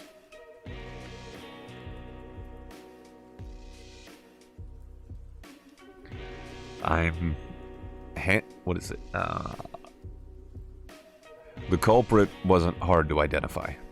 The only change in my garage was the box in the corner. I remember thinking it must have been one of those meat of the month subscription boxes. The meat must have gone rancid from being left out of the fridge for so long. How much meat could have been in there for such a large box to have been there? An entire freaking cow? I covered my nose in as I approached the box, a pair of scissors in my hands. I probably wouldn't have needed them to open it, as it'd become soggy enough at the bottom to poke through with a finger. But I was not about to poke my finger into spoiled meat juices. That soggy bottom was the reason I had to open the box in the first place. If I tried to drag it out whole, everything would spill out onto the floor, and I wasn't going to have a dump, and I wasn't going to have to dump the pieces of meat one garbage bag at a time and take them down to the dumpster. A process I wasn't looking forward to. My scissors tore through the tape along the top of the cardboard box. I thought the smell couldn't get any worse, but as I flipped the flaps open, I discovered a whole new gamut of stink. It was like opening a burning oven, but instead of a heat wave, I was met with the waves of piss, sweat, shit, and putrefaction. It was so bad that I staggered back and had to force down the puke beginning to guzzle out of me. I don't think I could have handled that scent mingling with the horrors coming out of the box. I'm not ashamed to admit that I ran out the door for a breath of fresh air, but in the short time that I'd spent in the garage, the smell had been so ingrained into the fabric of my clothes that it clung to me like a shadow. Nothing I tried could keep the smell out of my nostrils. Not air fresheners, not a face mask, not 3 showers, not a change of clothes. Every second that box lay open in my garage was another second that smell allowed a foothold into my home. I had to bite the bullet. I returned to the garage. The flaps of the small box still lay open as if it was inviting me to look. I was prepared. A clothespin pinning my nostrils shut. A garbage bag in one hand, the strongest cleaner I could find in the other. My long rubber gloves to keep my skin from having to touch what was inside, but it turns out I needed none of those things. I wouldn't have to touch or clean the contents of that box. I would only have to suffer the nightmares every night. You see, there was meat in that box. But it didn't come from a cow or a pig. No, it was worse than that. It was my neighbor. Dead. Still in one piece, but dead. I called the cops, and naturally they took me in for interrogation. It's kind of hard not to suspect the man with the corpse in his garage, after all. Thankfully, they soon realized I wasn't involved. My DNA might have been all over that box, and the smell might have left a mark throughout my house, but there was one piece of irrefutable evidence in my neighbor's own hands that proved my innocence. A vlogging camera. They showed me the footage only once. I'm not sure if they were allowed to, or if they felt so bad for me they figured it couldn't hurt. Either way, I saw it. My neighbor was sitting in the box outside of a shipping facility, laughing as he told the world how he was going to mail himself across state lines. He'd brought pee bottles, food, a pillow, and a few flashlights. His friend, a guy I'd seen several times to help with his stunts, closed the lid and presumably dropped him off for shipment. Throughout the next couple of hours or days, I'm honestly not sure, my neighbor recorded a few short clips about his progress. I think I'm in a truck now. I can feel it moving. Must be in a warehouse. Pretty warm here. Still got plenty of food. That kind of stuff. And then, on the last entry, the box toppled over. He broke his neck. And that was it. The camera recorded until either the memory card got too full or the battery died. There's one thing I didn't tell the police after they showed me the video. One thing I heard in the footage that will still haunt me until the day that I die. Just after the tumble that broke his neck, I heard the familiar screeching sound of my garage door.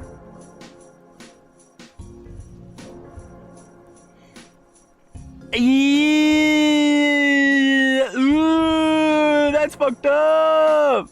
That's fucked up. Wow. Wow. Whoa. Bro, okay, so let me get this straight. The fall that broke the guy's neck was when the fucking guy who got his package for him was trying to put it in the garage and dropped it. What the fuck? Ooh, That's good. That's really good. Ooh, that's nasty. Ooh, that's nasty, bro. Wow. That is fucked.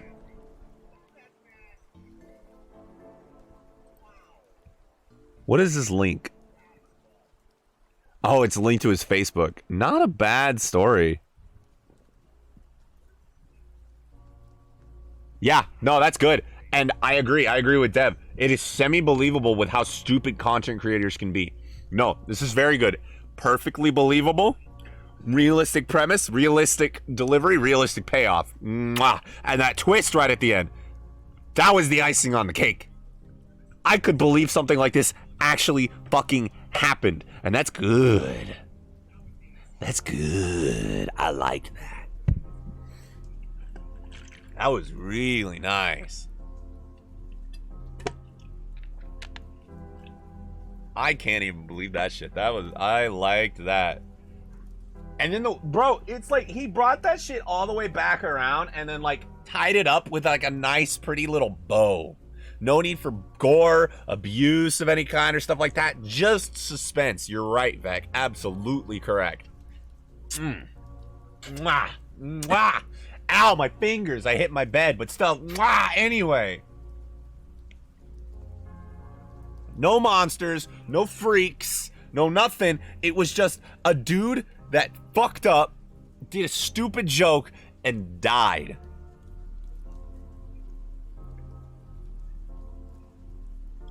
Very good. Very, very good. I'm impressed. I enjoyed the shit out of that one. That was a very good read. Yeah, I like that a lot. Well, good news is we still have one more hour, so let's read a little bit more stories. What do y'all think? Let's go ahead and read that other one. Yeah, it started off kind of slow, which is okay. I don't mind that at all. A lot of these stories kind of tend to start off a little slow. It comes with the territory. But that end, ooh. Ooh. This is really good. The funniest part is because I had Dev stream going on my phone and Dev rated me is I still haven't turned my phone off so I can hear myself on my phone in the background. Hold on. Where the fuck is my phone?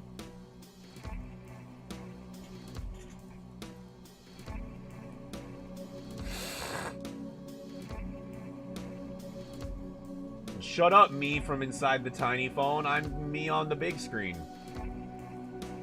Hey, do y'all mind if I go run and grab water really quick before we read this next one?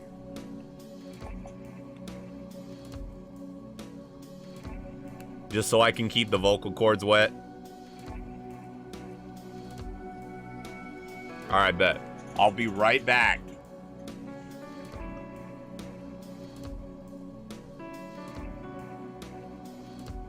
A tiny scramblo with my face. That would be so funny.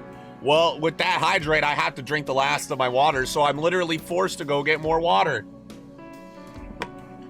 All right, pause. 2 seconds. We'll reconvene when I have water, chat. Not 2 real seconds. You hold your horses.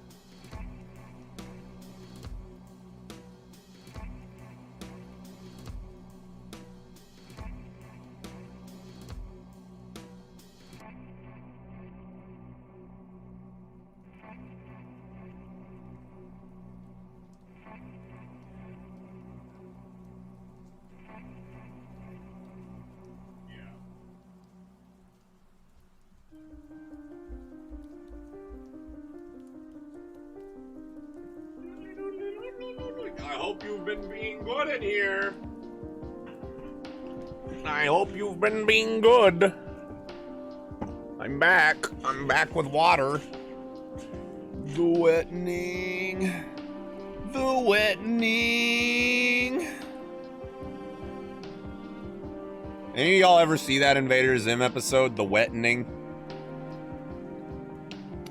He's got to be one of the stupidest, like, 15-minute waits for a fucking punchline I've ever seen.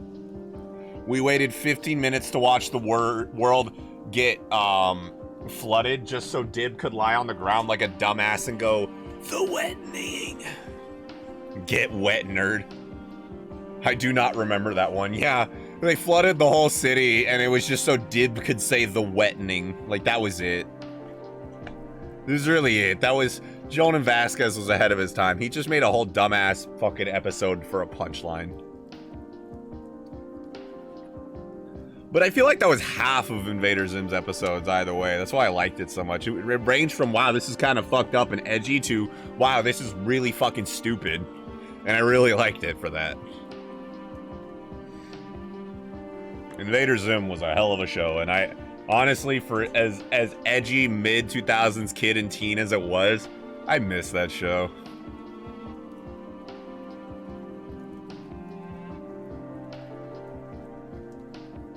The organ stealing episode is funny. Ah, my squeedly spooch.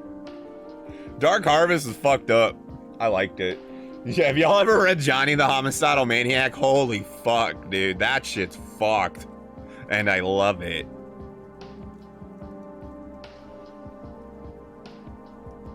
Like, that shit is warped. It is so good. My boy Knee. My boy Knee. Squee. You know, they were making, like, a Squee animated thing for Adult Swim a long time ago, but I don't think it ever got finished. I think they were using it to actually, like, gauge to see if people were interested in an animated feature of Johnny the Homicidal Maniac, but...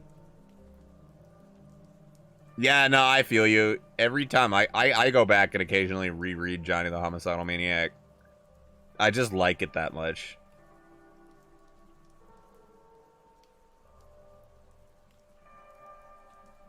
It's very good. It's a very good book.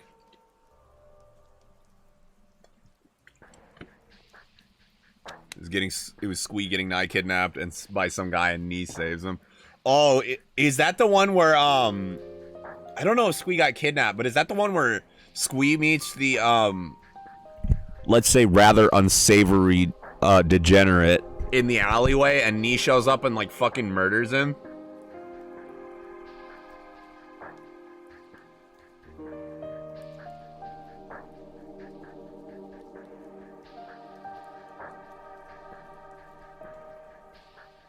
It's so interesting to... Yeah, okay, yeah. I know what you're talking about. I also actually really like that issue because for the same reason you do. It's interesting to see Johnny show how he cares about the kid in his own little fucked up way. Yeah, you know what? I agree. It's fucked up, but I agree. It's fake anyway, so I could agree with it. Although, to be fair, I think degenerates like that, like, deserve the worst. But that's just me. If you know, you know. But I don't want to say it out loud, you know?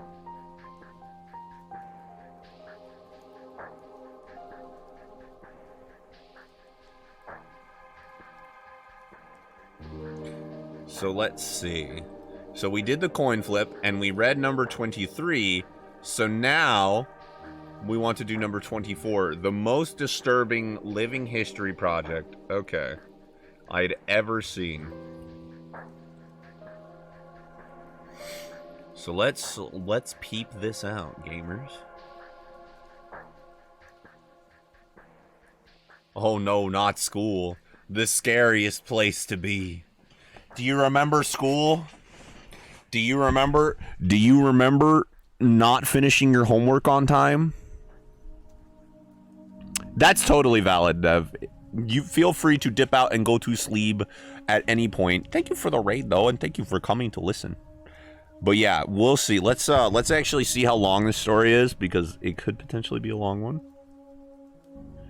Okay, this is going to be... Okay, this is a pretty decently long one. I think this is a good one. But yes, feel free to dip out and go sleep after this, Deb. That's totally okay. Hell, even if it hits you before we finish, that's totally cool too.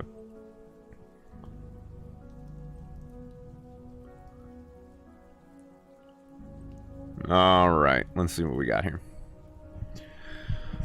One of my least favorite parts about being a middle school history teacher is the bullshit living history assignments we give at the end of every school year.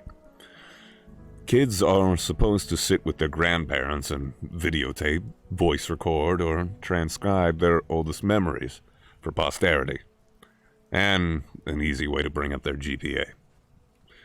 I've been doing this for 17 years. And when I collected the projects this time around, I assumed they would all be as dull, if not duller, than usual. This had not been a particularly bright class. So I went home, poured myself a glass of wine, and prepared for a long night of, I only owned 2 pairs of pants when I was your age, and my brother got beat with a newspaper for hitting a baseball into a neighbor's yard. And, of course, these projects were peppered with innocent old person comments that were so horribly sexist and racist you just had to laugh. Now, I had a girl in my class whom I'll call Olivia. She was pudgy, quiet, and proved herself a consistent B student. I expected her project to be as unremarkable as her. And perhaps that's why I was so profoundly disturbed by what I'd witnessed last night. Olivia had submitted 2 discs for some reason, so I began with the one that was marked interview. My screen hiccuped twice before a grainy image of a living room came into view. The place was a hoarder's hell. Olivia was curled up in an armchair, clutching a notebook and looking like a scared animal. Across from her sat a man with somber countenance, smoking a cigarette and staring at her expectantly. Go ahead, a woman's voice whispered from behind the camera. Olivia's owlish eyes flashed toward the screen and then back to the man. I am here with my great uncle Stephen.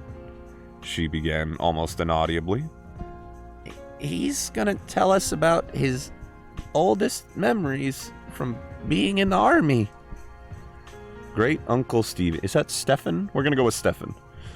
Great Uncle Stefan looked like he'd rather be in a goddamn trench at the moment, but he waited patiently for the questions to begin. Not surprisingly, Olivia read verbatim from the suggestion questions sheet I had handed out to the students. He answered her curtly. Once or twice I heard her mother whisper, Speak up, Olivia, from behind the camera. Typical boring shit.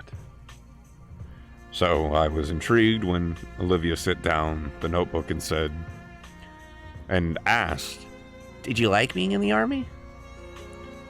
This was totally off script. Great Uncle Stefan emitted a chain smoker's wheeze. Nope. I'm glad to get out of my town, though. Where did you go? Balkans, Uh-huh. she said. I doubted she knew what the Balkans were, and my suspicion was confirmed when she asked, Was Bacchus very different from here? Yes. Mom cleared her throat from behind the camera, perhaps encouraging Great Uncle Stefan to be a little more forthcoming. But Olivia seemed genuinely interested. Uncle Stefan, She asked. what is your very worst memory from the army? The old man crushed his cigarettes in the ashtray and then slowly lifted himself out of his chair. I'll be right back, he mumbled. The camera cut off. When the screen flashed back on... Whoa, what the hell happened there? Blah. When the screen flashed back on, everything was the same, except Great Uncle Stefan had several pieces of paper in plastic sleeves, laid atop all the crap sitting on his coffee table. One he held in his hand. I was a kid when I enlisted, he said, looking at Olivia. Your brother's age, he told her. Olivia nodded. I never saw combat. Both my deployments were to cities in the Eastern Europe that had been destroyed by civil wars. Everything was a mess. I felt like a janitor, for fuck's sake. Ahem! Mom coughed. Great Uncle Stefan sighed and looked at his paper. My unit was assigned to a school that had been obliterated by all the violence. Broken windows, caved-in rooms. And for some reason, the part that had gotten me the most was that the school had been like this for years before we had gotten there. No one had lifted a finger to fix it. I saw kids walk by on their ways to go beg for money or whatever shit they did. Camera dipped towards the floor as I heard Mom whisper harshly at Great Uncle Stefan. I couldn't make out what she was saying, but it wasn't hard to imagine. Do you want to hear this goddamn story or not? I heard him bark in response. Then you better let me tell it how I want. Mom, Olivia chimed. please stop interrupting. Are you presenting this in front of the class? No, Mom, we're just handing it in to the teacher. I'm sure he's heard the word shit before. Great Uncle Stefan contributed helpfully. I wasn't a he, as a matter of fact, but other than that, the statement was accurate. The camera was lifted, and after a couple of blurry focus adjustments, the shot was the same as before. I'm talking too much anyway, he grumbled. He lifted the piece of paper in his hand close to his face. In the basement, I found this letter. I didn't know what it said, but I had a buddy of mine translate it. So I'm gonna read it now, and then I'm gonna tell you what I saw in that basement. A chill ran down my spine. Mom zoomed into Great Uncle Stefan and his letter. His paused hands trembled as he held up the paper. This is what he read. Also, 1907. Let me take that hydrate real quick. I remember back in my day in 1907, I was a little boy and the quarter used to cost a nickel. All right. Dear sir, I never loved my country. So many of these skirmishes are born from patriotism, a power struggle for the shards of a once great empire. But I don't care what my name, what name my home has on the map. This fighting is senseless, and I stay as far away from it as I can. It was not these attacks and disorganized violence that took the lives of my wife and child. It was illness. Mercifully, it happened quickly for the baby. Nada suffered for longer. I watched in horror, knowing I could do nothing for them. My only solace is that I was there for them every step of the way. I stopped going to work one day and no one came after me. I doubt they noticed I was gone, since the school was simply across the field, visible from my window. It would have been easy to go for a few hours to each day and come home quickly to care for him, but what was the point? All I did was clean floors, and it was useless to the world as I was to my family. I tried to take Nadja to the hospital, but the journey was too long and taxing. I brought her home, and she died that night.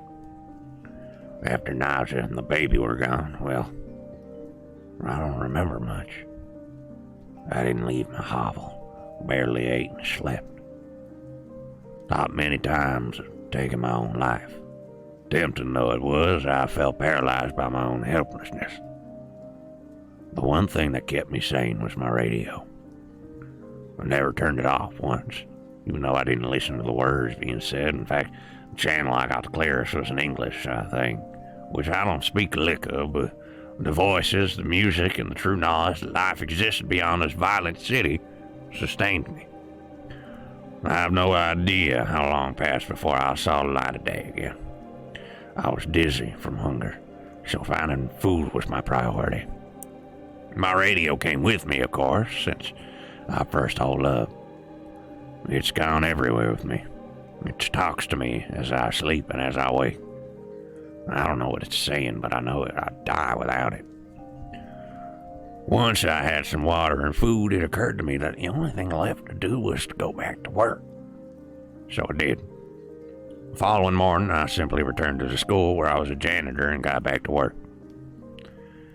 Nobody made a big deal out of it. Like I said, Nigel had been sick for a long time, and those who worked at the school knew it. I appreciate that no one ever pestered me and had to come back to work during the hardest days of my life. Teachers never said much to me, but we smiled at each other in the halls and had mutual respect, and was perhaps the reason I decided to come back at all. The place had gone to their dogs without me, so I simply grabbed my broom and rags from my closet and set to cleaning. Everyone was grateful to have me back, I know, and the best part is that nobody minds my radio. I bring it with me everywhere and keep the volume low enough not to disrupt the students. Nobody's ever complained. In fact, I suspect they like it. The schoolhouse isn't very big, but it does require a lot of maintenance. The floors are always sticky and stained, so I spend most of my time mopping. Kids make messes. I guess that's why I'm still in business. Sometimes I have to move things around to make sure I get every spot on the floor beautiful and clean. But I take pride in that. And the repairs. Schools always need tune-ups here and there, and I'm happy to help. Some days I'm reconstructing a desk that broke as I whistle along the radio. And other times I handle more serious structural issues. Days when I have work like this, I feel truly instrumental. Like a cog on a larger machine. How could the school survive without me? Took me a long time, but once again I feel like I have purpose. There is a larder behind the school that's full of preserved food in lieu of payment. I am allowed to take as much food as I need. That arrangement's fine. What would I do with money anyway? I used to bring back the food back to my home, just one field away from the school, but when I started sleeping in the basement, no one seemed to notice. This school is special to me, and I can't leave it unguarded. When I'm besieged with the memories of my wife and baby, I turn up the volume on my radio to drown out such thoughts. Works for me every time. Except this morning. Because this morning, I woke up to dead silence. I frantically examined the radio to see what had happened. Honestly, I can't tell you how many days in a row I've been using it. Did it simply live out its life and die naturally? I've spent the entire day trying to fix it. Most of this time I've been crying. I'm losing my mind without it. I've given myself until sundown. If I can't fix it by then... Content warning real quick. Content warning for ending your own life. Content warning. If I can't fix it by then, I'm going to take my life. I'm writing this because the sunlight is starting to die and I know what my fate shall be. I've thought about taking one last walk through the halls of my school, saying goodbye to the students and teachers. I know I'll be missed, but I can't bring myself to leave this room. I can't go anywhere knowing that my radio's dead in there. But there are no more tears in me. Feels now like I can't catch my breath. I vomited what little food I have in my stomach, and I'm growing dizzy again, like I did after Nadja died. I'm not long for this world. But before I take my life, I've closed the door to this room and stuck a chair beneath the handle. It's the only room in the basement, and there's a small casement that lets in just enough light for me to see what I'm doing. If anyone's kind enough to come looking for me, they should not be met with this gruesome sight. Perhaps when they see the door's blocked and smell my rotten body and simply forget I ever existed. But I've placed both my radio and this note outside the door, kind sir. If you are reading this, I have one humble request. Please fix it. Save my radio. It did not deserve to die in its sleep, and I am ashamed that I cannot revive it. Now, I'm ready to join Nadja and little Lumdilla in heaven. I hope this school can find another janitor who loves and cares for it the way I do. The hour's now. Do not forget my radio. Stanislav. When Mom zoomed back out, Olivia had tears in her eyes. Thank you for sharing, Uncle Stefan. Mom said, her voice choked. I think we have enough. Wait, Olivia chirped. He said there's more. What did you find? Before Great Uncle Stefan could open his mouth, the image disappeared. My jaw dropped. Was that it? What did Great Uncle Stefan see? I promptly remembered that there was a second disc. This one was unmarked, but I hoped it contained the rest of the interview. There's no video, only audio, and the voice that started it up was Olivia's. Hi, Miss Gertrude. I'm sorry about my mom, but she refused to record the rest of what my uncle was saying, but I asked him to continue and secretly record the story as a voice memo on my phone. I remember what you said earlier this year, that history is written by the people who win wars. She sucked in a breath and commenced crying. But everyone's history is important, even if they're sad and pathetic people, even if they never won a single thing in their life. I haven't slept through the night since I finished this project, but you have to hear what my uncle has to say. There were tears in my eyes, too. The sincerity of her words is beautiful. I was also flattered that she'd remembered some trite phrase I threw around because that was what my history teacher said to me.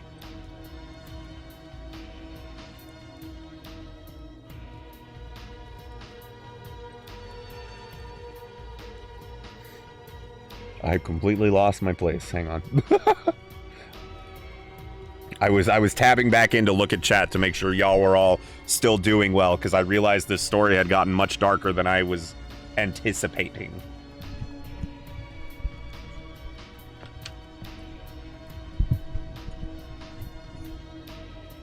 Let's see.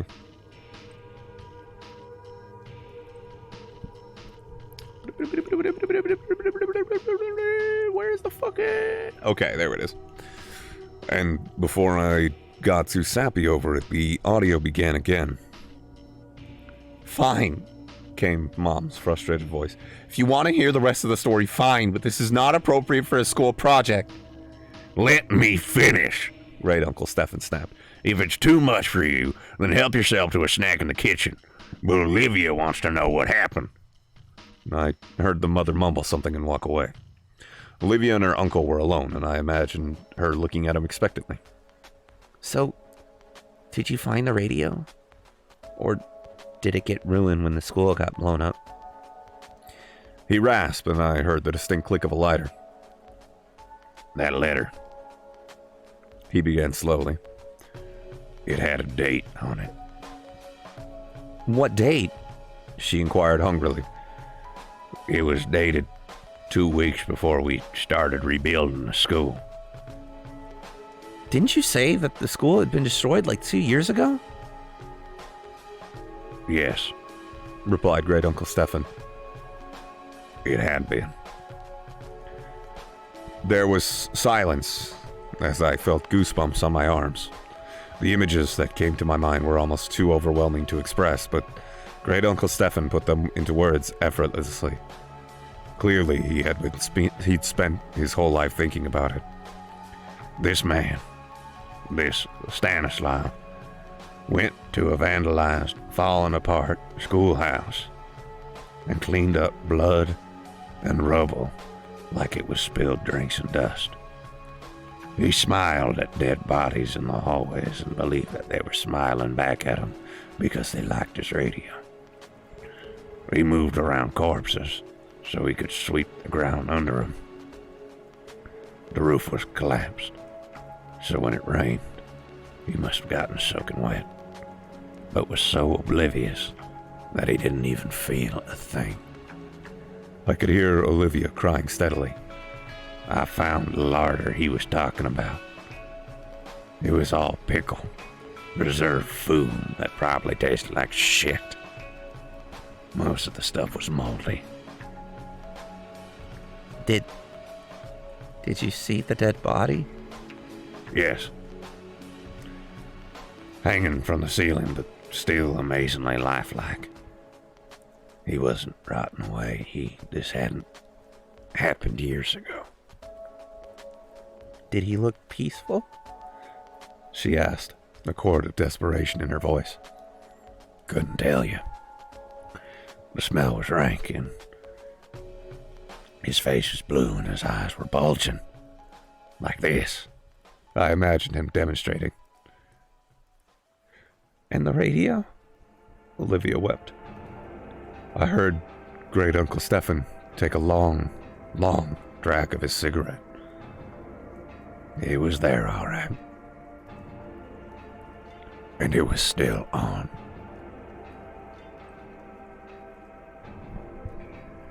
Sheesh.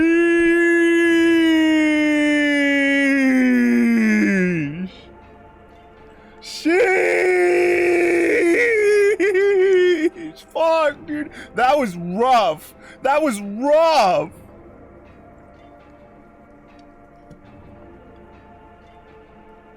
It was never broken, Dev. It was never broken. It just stopped playing for a while. It probably lost signal. It's either that, or it never played anything and he was just imagining it.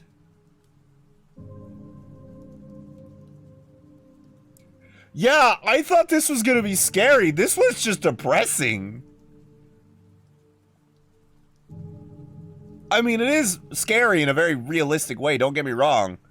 When you realize that... Yeah, if the radio wasn't on, the grandpa would have never known. Yeah, and that's what I think too, is the radio had a hiccup. Fuck, dude, that's sad. Chat, that's Sag. I'm sorry I exposed you to such Sag. I can't believe this. It was, yeah, that was super psychological horror. God damn!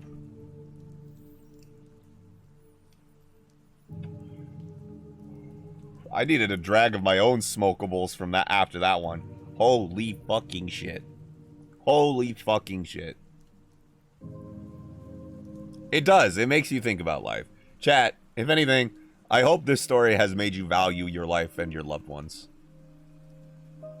Because they are here for you, and they love you, and they care about you. And we love you, and we care about you. And I'm sure there was someone out there that still loved and cared for Stanislav, too. Oh, dude, I would love to watch the look-see. Yeah, I would love to watch the look-see. Disassociation after trauma is very common. Sad to say, but it is very common. And some of those people are some of the ones that need help the most, even if they don't realize it. It's a very serious thing. And that's one thing I want to make sure that people understand, is that despite us having a good time reading these stories, some of the subject matter in here gets very heavy and deals with some very serious subjects.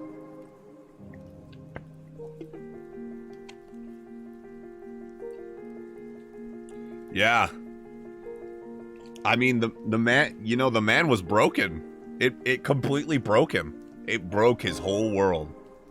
If you need help, yeah, exactly, Vec. If you ever need help or you're in a dark place, do not hesitate or be afraid to reach out, because there are people out there who can and are willing to help you.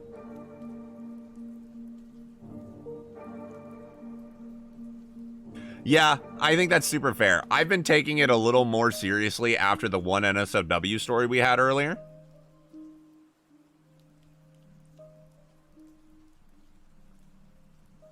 Hell yeah, Vic. Hell yeah. I'm glad we got such loving and kind-hearted people here. It's good to see. It does me heart good. Does me heart good. That's right. Hell yeah. Hell yeah. I've only been here for 2. It's okay, Dev. You had your own stream to take care of, and that's okay. No, that's absolutely totally valid, Beck. You are totally allowed to put that up when we're dealing with stories like these. Super valid. I 100% support it. It is an unfortunate circumstance that hopefully maybe one day we can show people that they are loved. And that is not the answer. What are you curious of, Dev? Do tell. Do tell.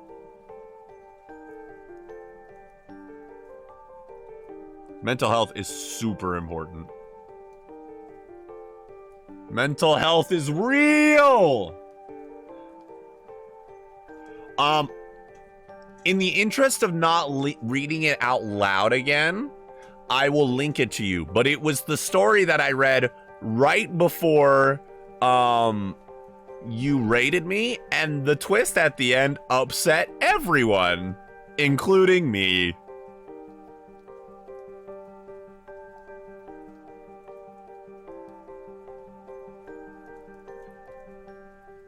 It was something. It was something, and it was rough. I will link it to you. It was something. Like wowzers. Now, yeah, good writing with a bad twist, yeah. Yeah. Vec puts it great. Good writing with a bad twist. Not bad writing, but like bad twist that hits really fucking hard. Now, giving my thoughts on this story.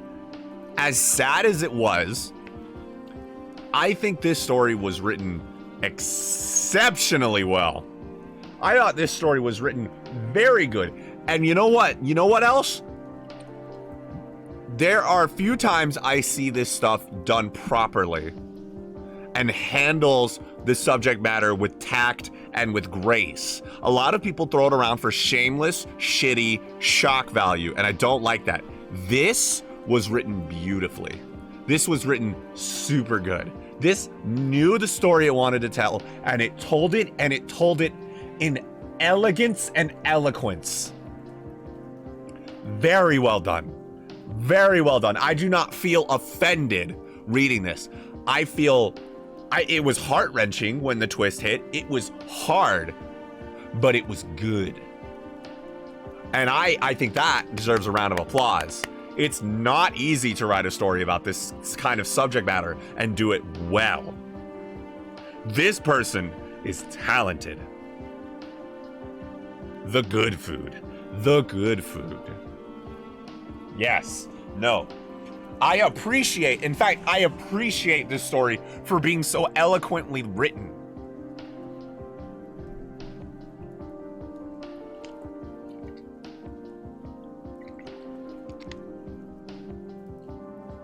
Yes, I do too.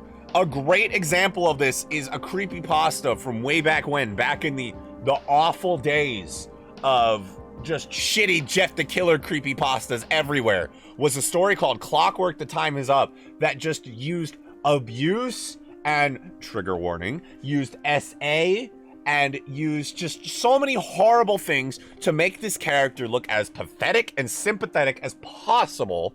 So you would be like, oh no. So you wouldn't feel bad when they turned into a fucking psycho Jeff the Killer character at the end. It was so bad. This story is how you handle hard subjects. Ooh, if it's not the one that you were thinking of, Vec, I'm interested to know about the one that you were thinking of. If you ever find it, link it to me, because I'm curious now. But yes, no, Clockwork, Your Time Is Up was a Jeff the Killer style story that just used so much hard subjects that just didn't need to be there for the sake of setting up a character that they used callously anyway. Mostly probably because it was written by some teenager who thought they were writing the magnum opus of Jeff the Killer stories. But goodness me, know your audience and know what you're writing.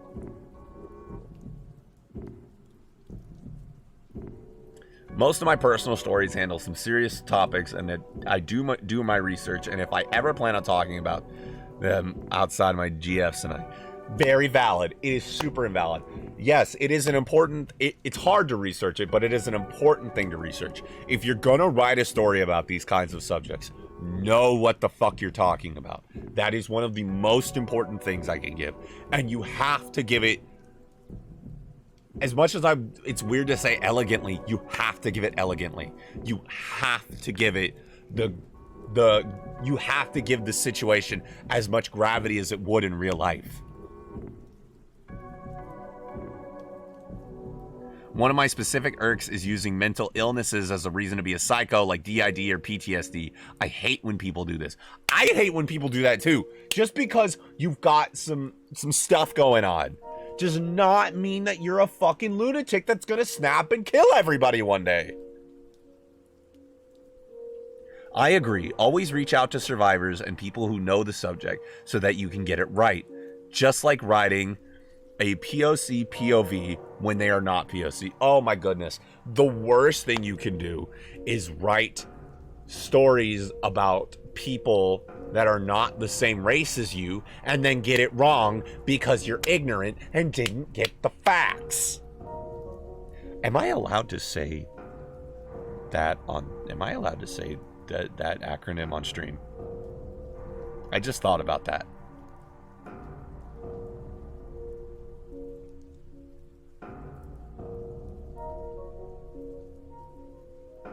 Sorry, I'm having a moment of fear because I realized I don't know if I'm allowed to say that or not.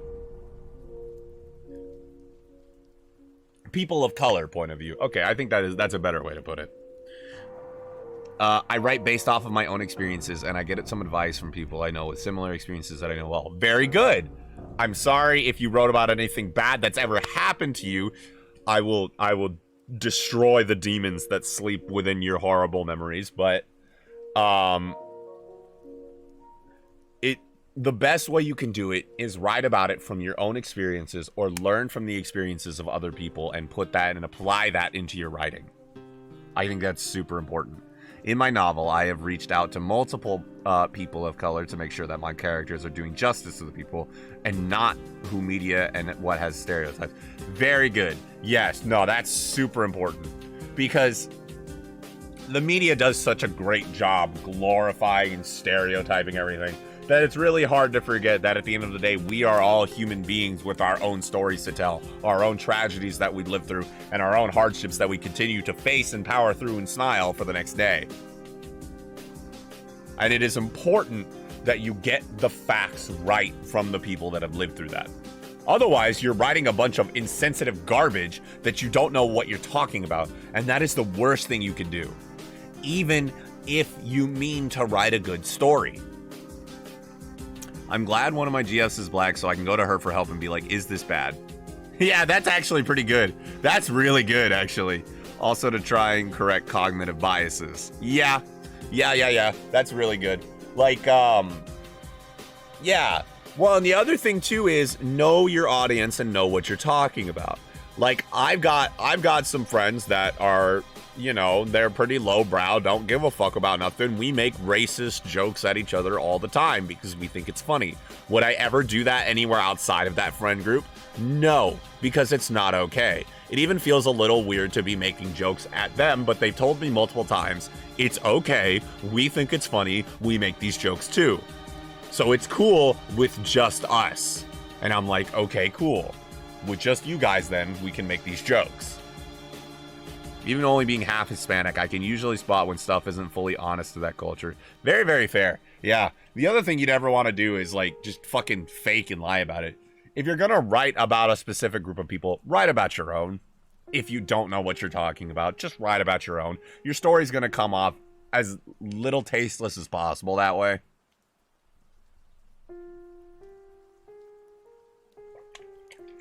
Sorry, I don't mean to get on my soapbox about this, but this story was so well done, I have to give it praise and call out the people who get it wrong.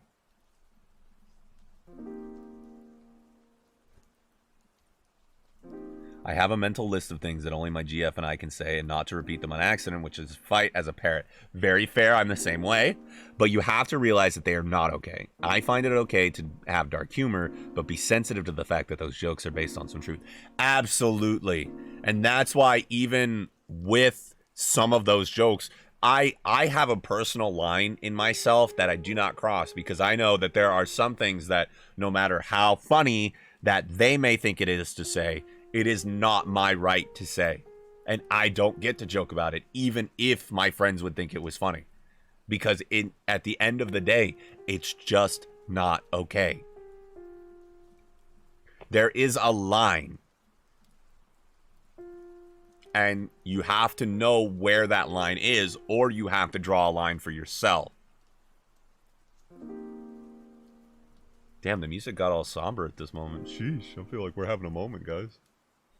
But yeah, no, there are some things that even I won't step that line and say and make jokes of. Sure, I'll maybe make a couple of just like really, I'm not gonna say topical because none of it's topical humor, but I'll make some.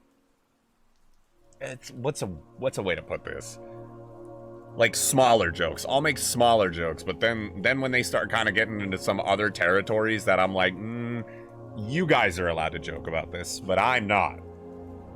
And they're like, you know what? That's fair. That's totally fine that you don't want to make that joke. And I'm like, cool.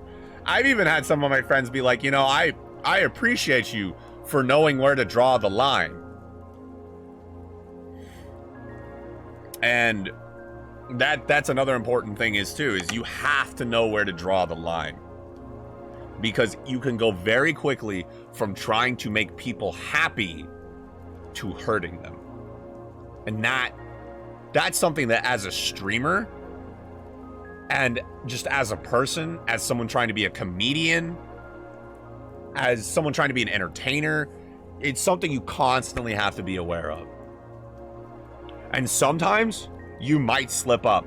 And if you do, you have to bite the bullet and you have to own it and you have to say that you're sorry. And you have to move on and be better than that from that point out.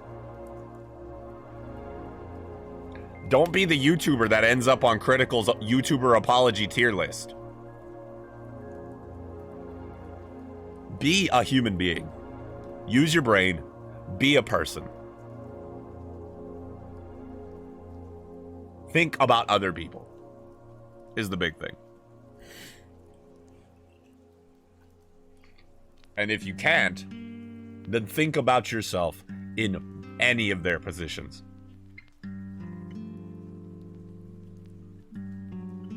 Oh yeah, I slipped up in high school debate class and my teacher was thankfully very kind about critiquing me. Oof, I've been there. Oof, I've been there. I've done that by accident a few times myself. In fact, it was really funny because before I started streaming with you guys, I had a really cantankerous group of friends, and I love them to pieces, and I still hang out with them.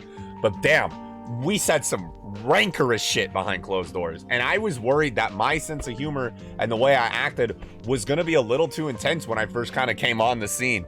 But you know what? I used my brain about it. I thought about it, and I was like, you know what? I'm just gonna dial it back and be funny on my own terms without all of this nasty stuff behind me. Nothing too bad, but a dark joke that may have been unwelcome in my particular speech type. Very fair. Sometimes you just have something that hits wrong depending on where you're at. Sometimes it just hits really bad. Even if you're even if you yourself are like, that shouldn't have hit that bad. Sometimes you're in a place where it hits wrong. And it just happens. The only reason I made the joke was because it was a prompt to be able to use, essentially using the wrong vehicle for a speech. Yeah, very fair. Very, very fair. But you know what? You were told, you learned, and you became better. And at the end of the day, that is the most important thing. We are human. We fuck up, but we learn from our mistakes. Or at least the good ones do. I came from a mostly white community, and going to college was eye-opening. I had a lot of friends that would correct my cognitive biases and straight-up racist thoughts and jokes. They explained to me why it was wrong, and I'll always be thankful for them teaching me and opening my perspective to different people's worlds. That right there is the exact kind of stuff that I'm talking about. Exactly, Vec. Exactly. See, you could come from a place where that kind of shit seems like it's okay because everybody's saying it. Everybody's laughing about it. And you don't even think for a second that, hey, maybe what I'm saying is wrong until you get out there and then you mess up. But thankfully, you were in a position where you had understanding people, or at least I hope you had understanding people that told you, hey, bro, that's not okay. But then the most important part is they showed you why. And I think that's the most important part. And you learned from it. You improved and you became better. And that's what it's all about. I love my college for the same reason, but more in-world views being vastly different. Yeah, I'm a very culturally open man. I love to hear about what's going on with different people around the world. I love to hear their stories. I love to hear about their cultures. One of the biggest ways I find to bond with people over their culture is to eat food with them. Eat their food. Eat the food that comes from their home turf, for lack of a better term. I think food is a great gateway into learning about people's cultures. I also love to eat, but food and stories, yeah, it's one of the best ways to just kind of learn about people. Absolutely, absolutely. Meeting people who came from different countries and social economic backgrounds, it's so opening as long as you allow it to open your mind. Yep, as long as you allow it. And unfortunately, there are going to be some people in this world that are sadly closed-minded individuals. I mean, we wouldn't have Karens getting wrecked compilations if that wasn't the case. But as much as we want to spew hate and nays and vitriol at them, you gotta keep your doors open. And as somebody who has learned and became better, it's up to us to educate those who still want to keep their eyes shut. This was one of the reasons why I set up my avatar the way that it did. There's no race behind a skeleton with a TV. There's no skin color behind it. There's no preconceived notion behind it. There's no background behind it. I'm an open screen. What you watch is what you get. And I hope that's welcoming to everybody who takes a funny look at my goofy dude. Does that mean I know everything about everybody's race and I'm like a fucking big brain and know everything? No, it does not. But that is the beauty of discussion. I was invited to a Ramadan feast at my college, and I learned so much about Islam and the Middle East culture. I made friends that opened me up to new ideas and ways of viewing the world. Ooh, that actually sounds like a lot of fun. Hey, you know what? Indian food's pretty fucking good. I'm kind of jealous. Bro, curry? I mean, you can make curry in several different parts of the world, but like Indian curry? Sheesh, that shit's real good. My friend was in a cultural dance club and introduced me to Bollywood. Bollywood's very nice. I love their outfits. Artistically, I think it's very, very colorful and very, very beautiful. It's not my favorite thing to watch, but visually, I find it very appeasing. Taking a chance to get out of your bubble is the way to learn. Absolutely. I have one song on my iPod that is so fucking pretty. And you know what? Without other cultures, we wouldn't have such funny memes and shit, too. There are some people that on the internet that are from other countries that make the funniest shit that I've ever seen, and they are much funnier than white people. In fact, I consider pretty much every other race to be funnier than white people, if I'm being honest.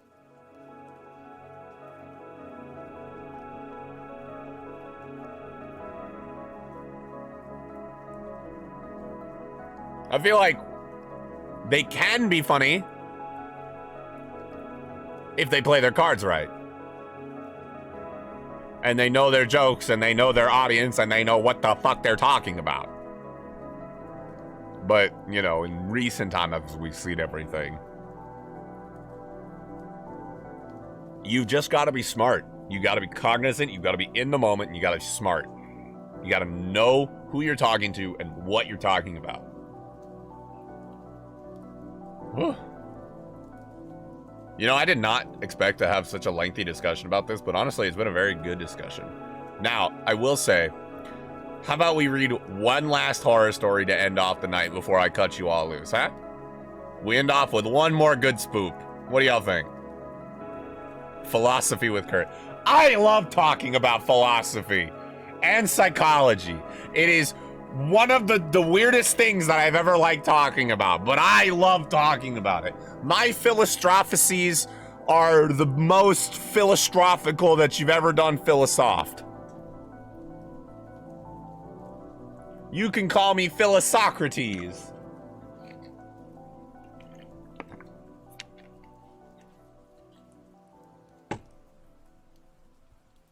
Or just Phil for short.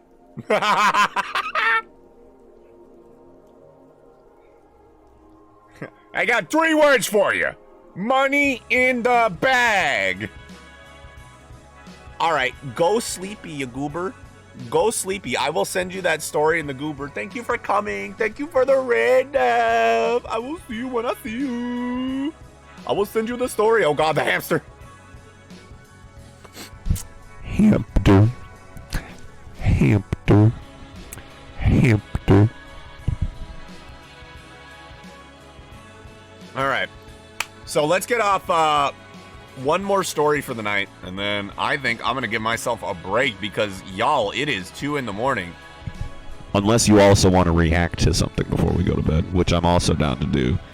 But if you do want to react to something, let me know before we finish the next story. Because I do have a couple of spooky videos we could watch. In the meantime, let's refer back to the list.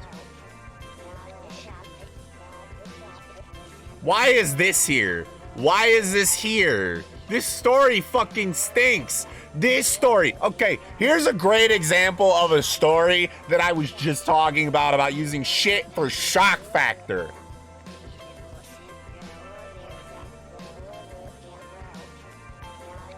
Fuck oranges.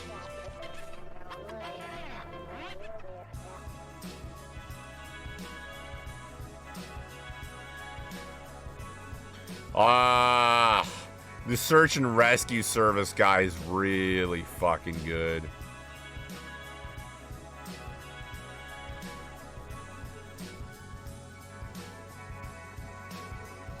As a native, oh my goodness. I'm, for my own safety, I'm not gonna read that out loud, but oh my goodness, Willix.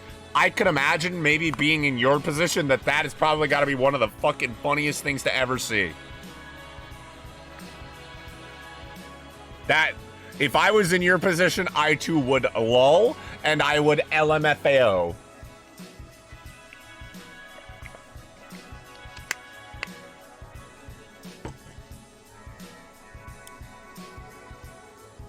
Y'all, I'm not gonna lie. I thought this page does have... Oh my god, yeah, okay, Baraska. Listen. I've read Baraska, and Baraska is one of the best creepypastas I've ever fucking read. Like, that is horrible, and the writer should be fired. Don't worry. I honestly, I think somebody like in their teens wrote Squidward's chop suey.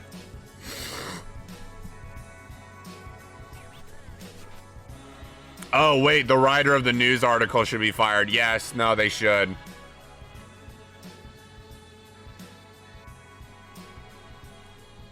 Your reservation meme the shit out of it. I love that. That's so funny to hear. I fucking love it when people have a fucking sense of humor about it, even if that writer fucked up bad, because they did. They fucked up bad. But that's so great that you guys all took it in stride and just laughed it off. Like, that's so funny. That comment makes my heart hurt for you, though. You guys are valid people. This was your land before all of us showed up. On behalf of fucking, like, everybody, let me apologize to you for that. Jesus.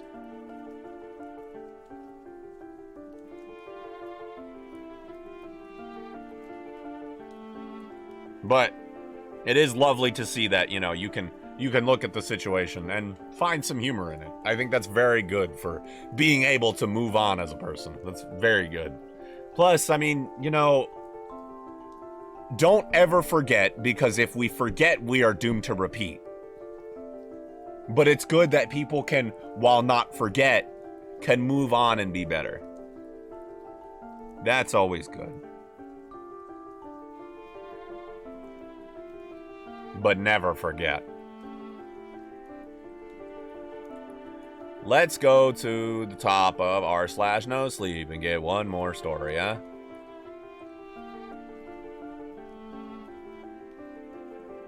Yeah, exactly, Beck, exactly. That's a great way to put it.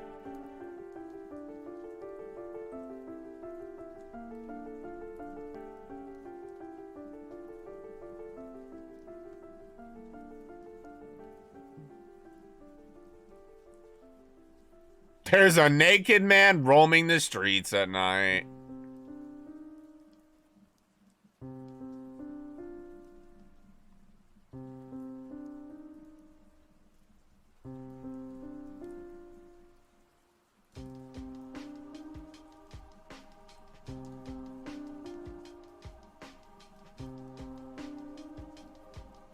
What the hell is this? Start at end at start. What?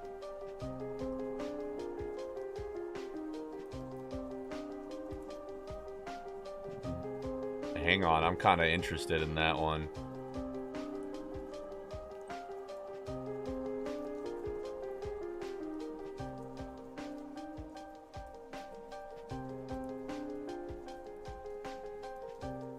There's something wrong with my patient's reflection. I've been stalking my cousin is missing.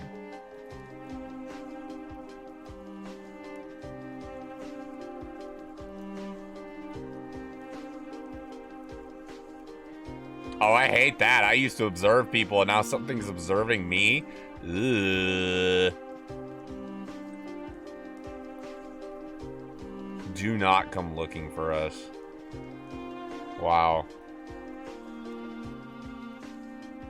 Creepy Kelly killed my couch. Excuse me.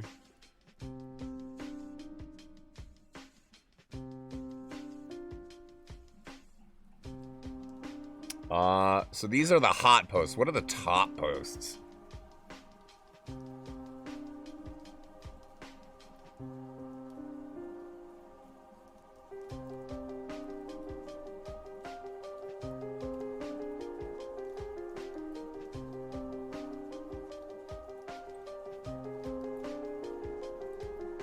I'll make dark humor jokes about a lot of issues that I take seriously and will fight tooth and nail to change. Just because I find the joke funny does not mean I'm against the thing that they're making fun of.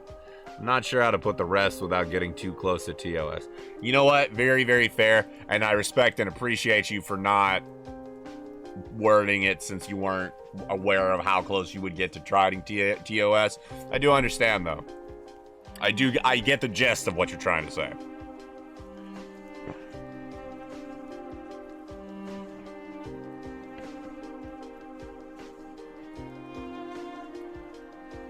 Okay. How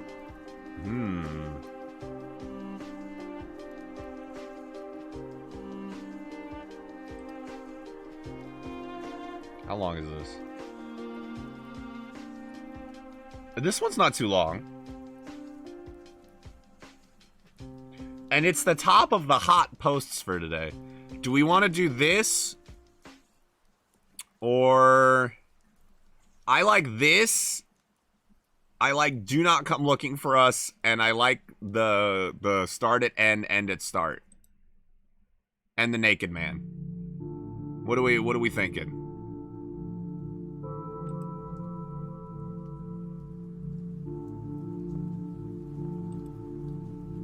Any inputs? Any inputs? I'll take any and all inputs.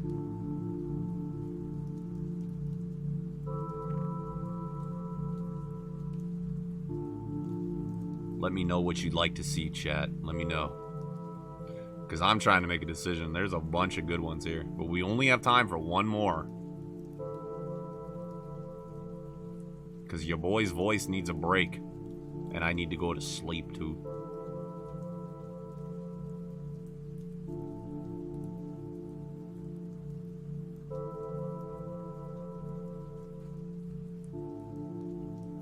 Example, I fight for social justice and social equality here in America. It's not right. It's not right what goes on, but I find the memes and jokes about it funny. Yeah, I'm about the same way. I'm in the same boat. I get that. Okay, the naked man. All right, let's read the story about the naked man.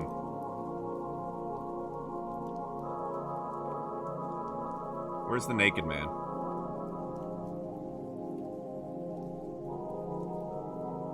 Here we go. Oh, this doesn't seem like a super long one, so this might actually be good.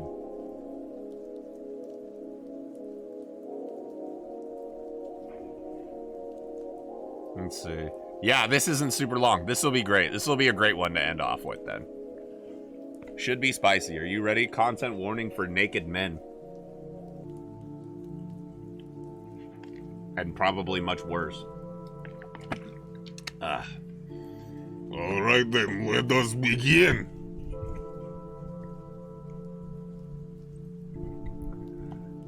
There's a strange naked man roaming the streets at night. I didn't believe it at first when my teenage daughter told me about it. There was this creepy naked old man who was just looking at me. My daughter said, making a face. Her words kind of just blew past me, and I unintentionally ignored her, continuing on with my chores. Hello? Earth to Mom? Yeah, can you repeat that? I responded, still not giving her my full attention. A naked man? She said, what about a naked man? He was outside, walking around the streets. It finally hit me what she was saying, and I looked at her. Where? I turned off the water and walked over to the living room windows to peer outside, but found nothing of interest. Just around here. I saw him a couple of blocks away, and he gave me this wide-eyed look. She shuddered. I fished out my phone. I'll call the police and let them know. Currently, it was only 9 p.m., so it's not like it was that late, meaning that kids could still see this naked creep. After a short, informative call, the police informed me that they'd send out a unit to look around in case he's still around there. I thanked them and then hung up. My daughter had already went upstairs, and my husband wasn't getting home for another hour or two, so I resumed my chores. After some unspecified amount of time, I was broken out of my thoughts by the sound of the doorbell, which, admittedly, was pretty strange, as my husband had a key, and my daughter was already home. So I walked over to the door and looked out at the people. There was this strange man standing just outside of our property, completely naked, besides a pair of white shoes. He was really hairy, which obstructed his facial features from being recognized. I cursed under my breath and fished out my phone to call the cops. Hello, yes, I called some time ago about a naked creep roaming the neighborhood. Well, he just rang my doorbell and is now standing outside my property, just looking at my house, still fully nude. Yes, I remember. We sent a unit over and they should still be around. Let me radio him in. What's your address? It's Cloverfield, 23rd. They'll be there within a minute or two. Just stay on the line with me and tell me what the man's doing. I looked through the people again. He's just standing there. His front is toward me. Is he armed? Not that I can tell, no. I kept observing him. What is it? What are you looking at? I yelped in surprise at my daughter's sudden appearance. You scared me, I told her, and then continued. That creep, he's just standing at the sidewalk looking at our house. My daughter made yet another face. Maybe he followed me. Then she said, Let me look. she walked over to the front door and looked through the hole before I could say anything. There's nobody there? She said, confused. What?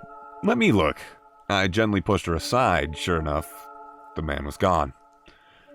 Excuse me, the man is gone, I informed the operator. Did you see where he went? She asked me.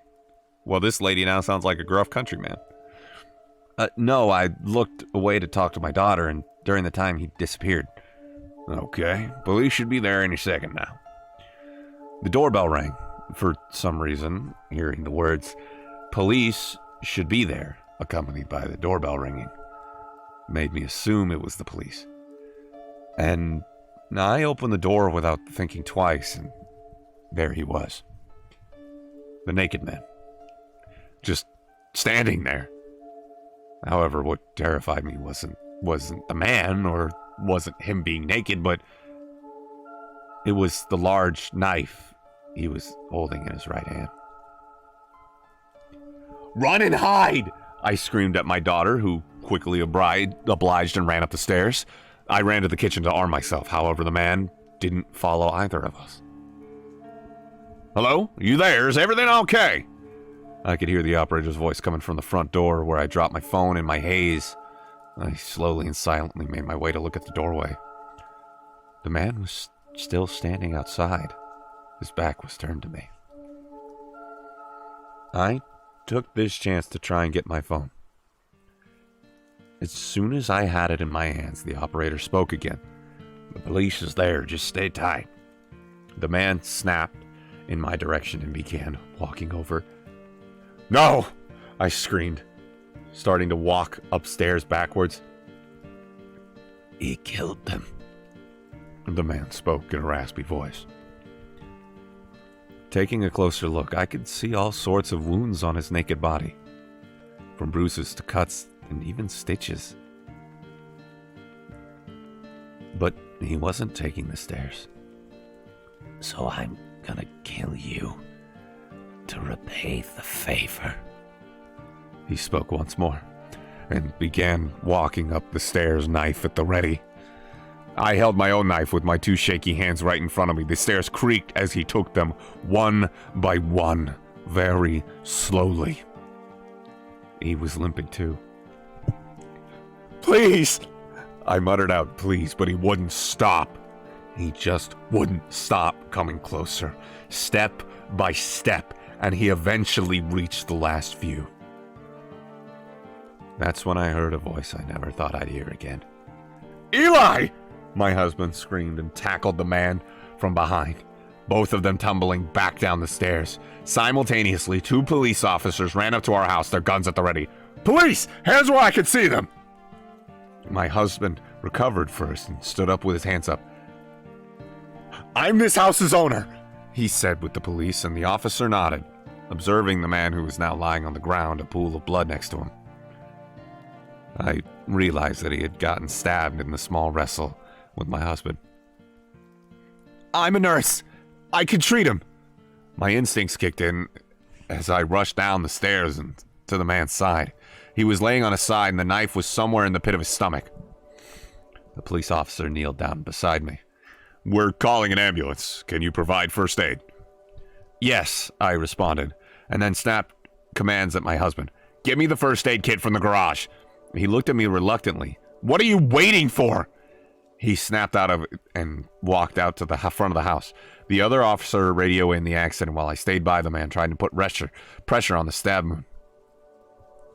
The devil. The man rasped. He's the devil?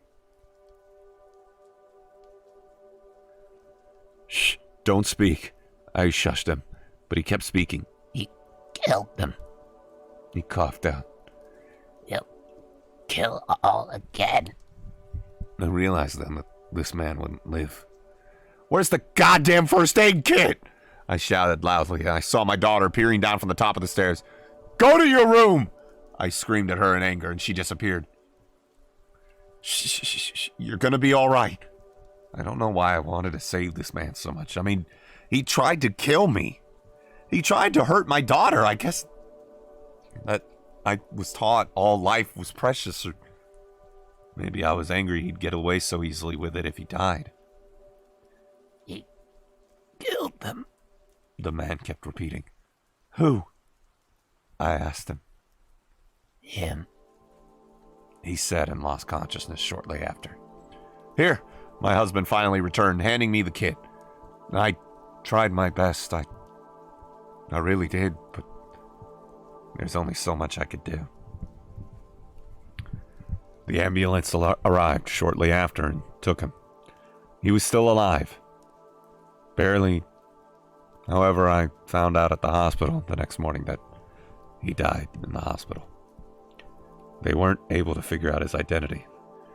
The autopsy showed that the man was under the influence of strong drugs at the night of the accident, while the examination of the outside of his body confirmed that he was most likely being held somewhere against his will. I'd been slowly trying to put the pieces together. Why did he follow my daughter home? Why did he say that he'd kill us to repay the favor? The picture started coming together slowly. My husband. My husband is a family therapist. So it makes sense. So it makes no sense for him to come home so late. And after confirming with his secretary, I was right. He only worked until 5 p.m., which meant he was doing something else until he returned around 10. In truth, I always suspected him. I thought maybe he was cheating, which would be quite ironic for a family therapist. But now, I'm assuming something much worse is going on. All I need is proof. I took the day off tomorrow, and I plan to follow him after work and figure out what the hell he's been up to. And I hope that it's not what I think it is.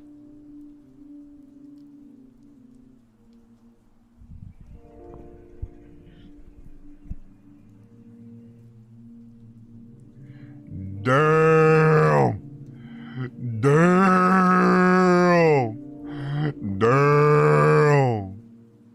Ayo, what the fuck?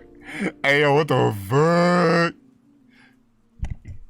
Ma'am, I think you need to investigate what your husband has been doing, and instead of investigating it yourself, you need to call the police.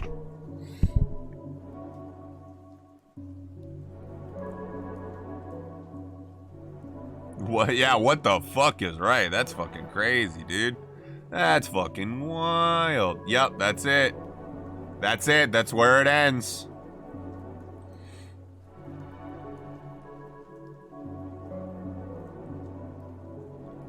Yeah, please. Everybody's like, please give us more. Is there more?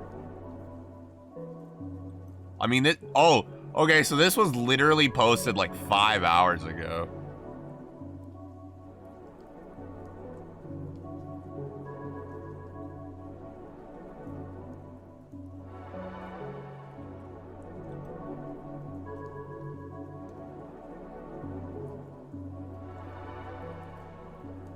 Whoa! They also wrote a 2-sentence horror.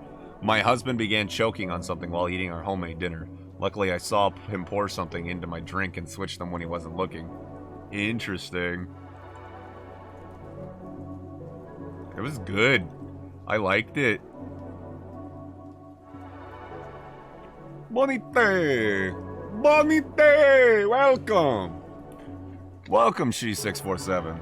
G647XII. Is that G or is it 12? Could be. Yeah, that's a good twist right at the end there. I really enjoyed that. Well, what a very lovely, successful first creepypasta reading stream, everybody. I think that went exuberantly well. I'm really glad everybody got to come in and enjoy this with me. I had a lot of fun doing this. I've been sick the last couple days, so I wanted to do something just kind of low-key to have fun with everybody, and I'm glad this is how it ended up. it was a lot of fun. It was really cool getting to do this, I think.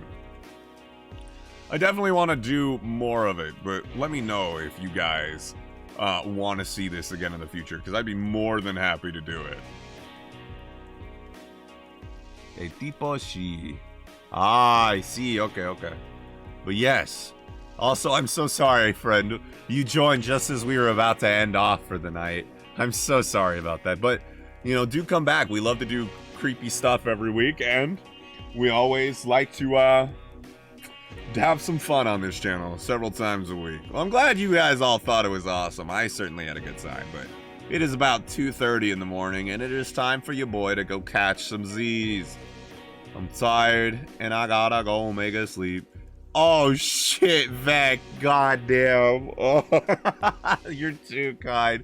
Thank you, Vec, for the 500 bits tip for an awesome stream. Thank you, Vec. Oh, goodness. I appreciate it so much. You don't understand. I appreciate it. And I appreciate the fuck out of all of you guys for being here with me tonight. Thank you to everybody for the raids.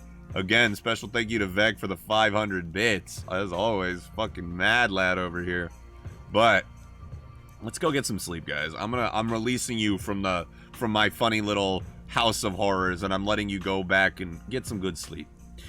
As always, I'm Captain Scrublord, and I'll most likely be back on Wednesday with your regularly scheduled Dragon Ball Z Kakarot.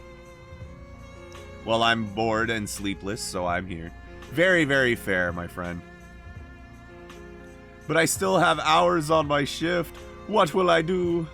As much as I'd like to go for longer, I don't want to push myself too hard, you know what I mean? I've been so sick. However, you know what? I can send you guys off into the night with a raid then, if that's the case. What do you say? What do you say I send y'all off with a good old nice lovely raid? No sleep, my friend. Fair enough. Let's see who's streaming. Let's take a look. Let's take a look who's streaming.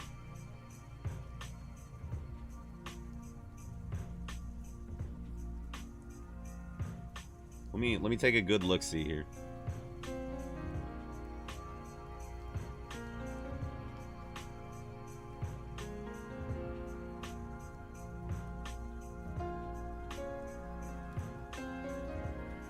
We got to find the good stream.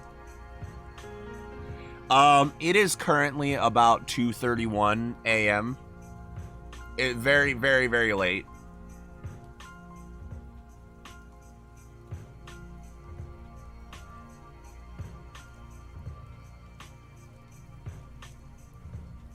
Yeah, that's about right.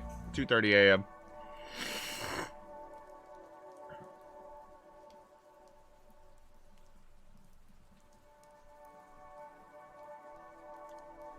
Let's see.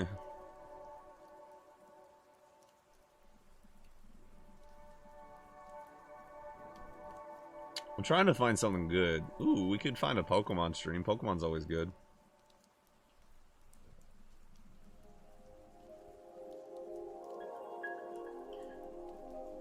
Oh, somebody just started. I've got a great one.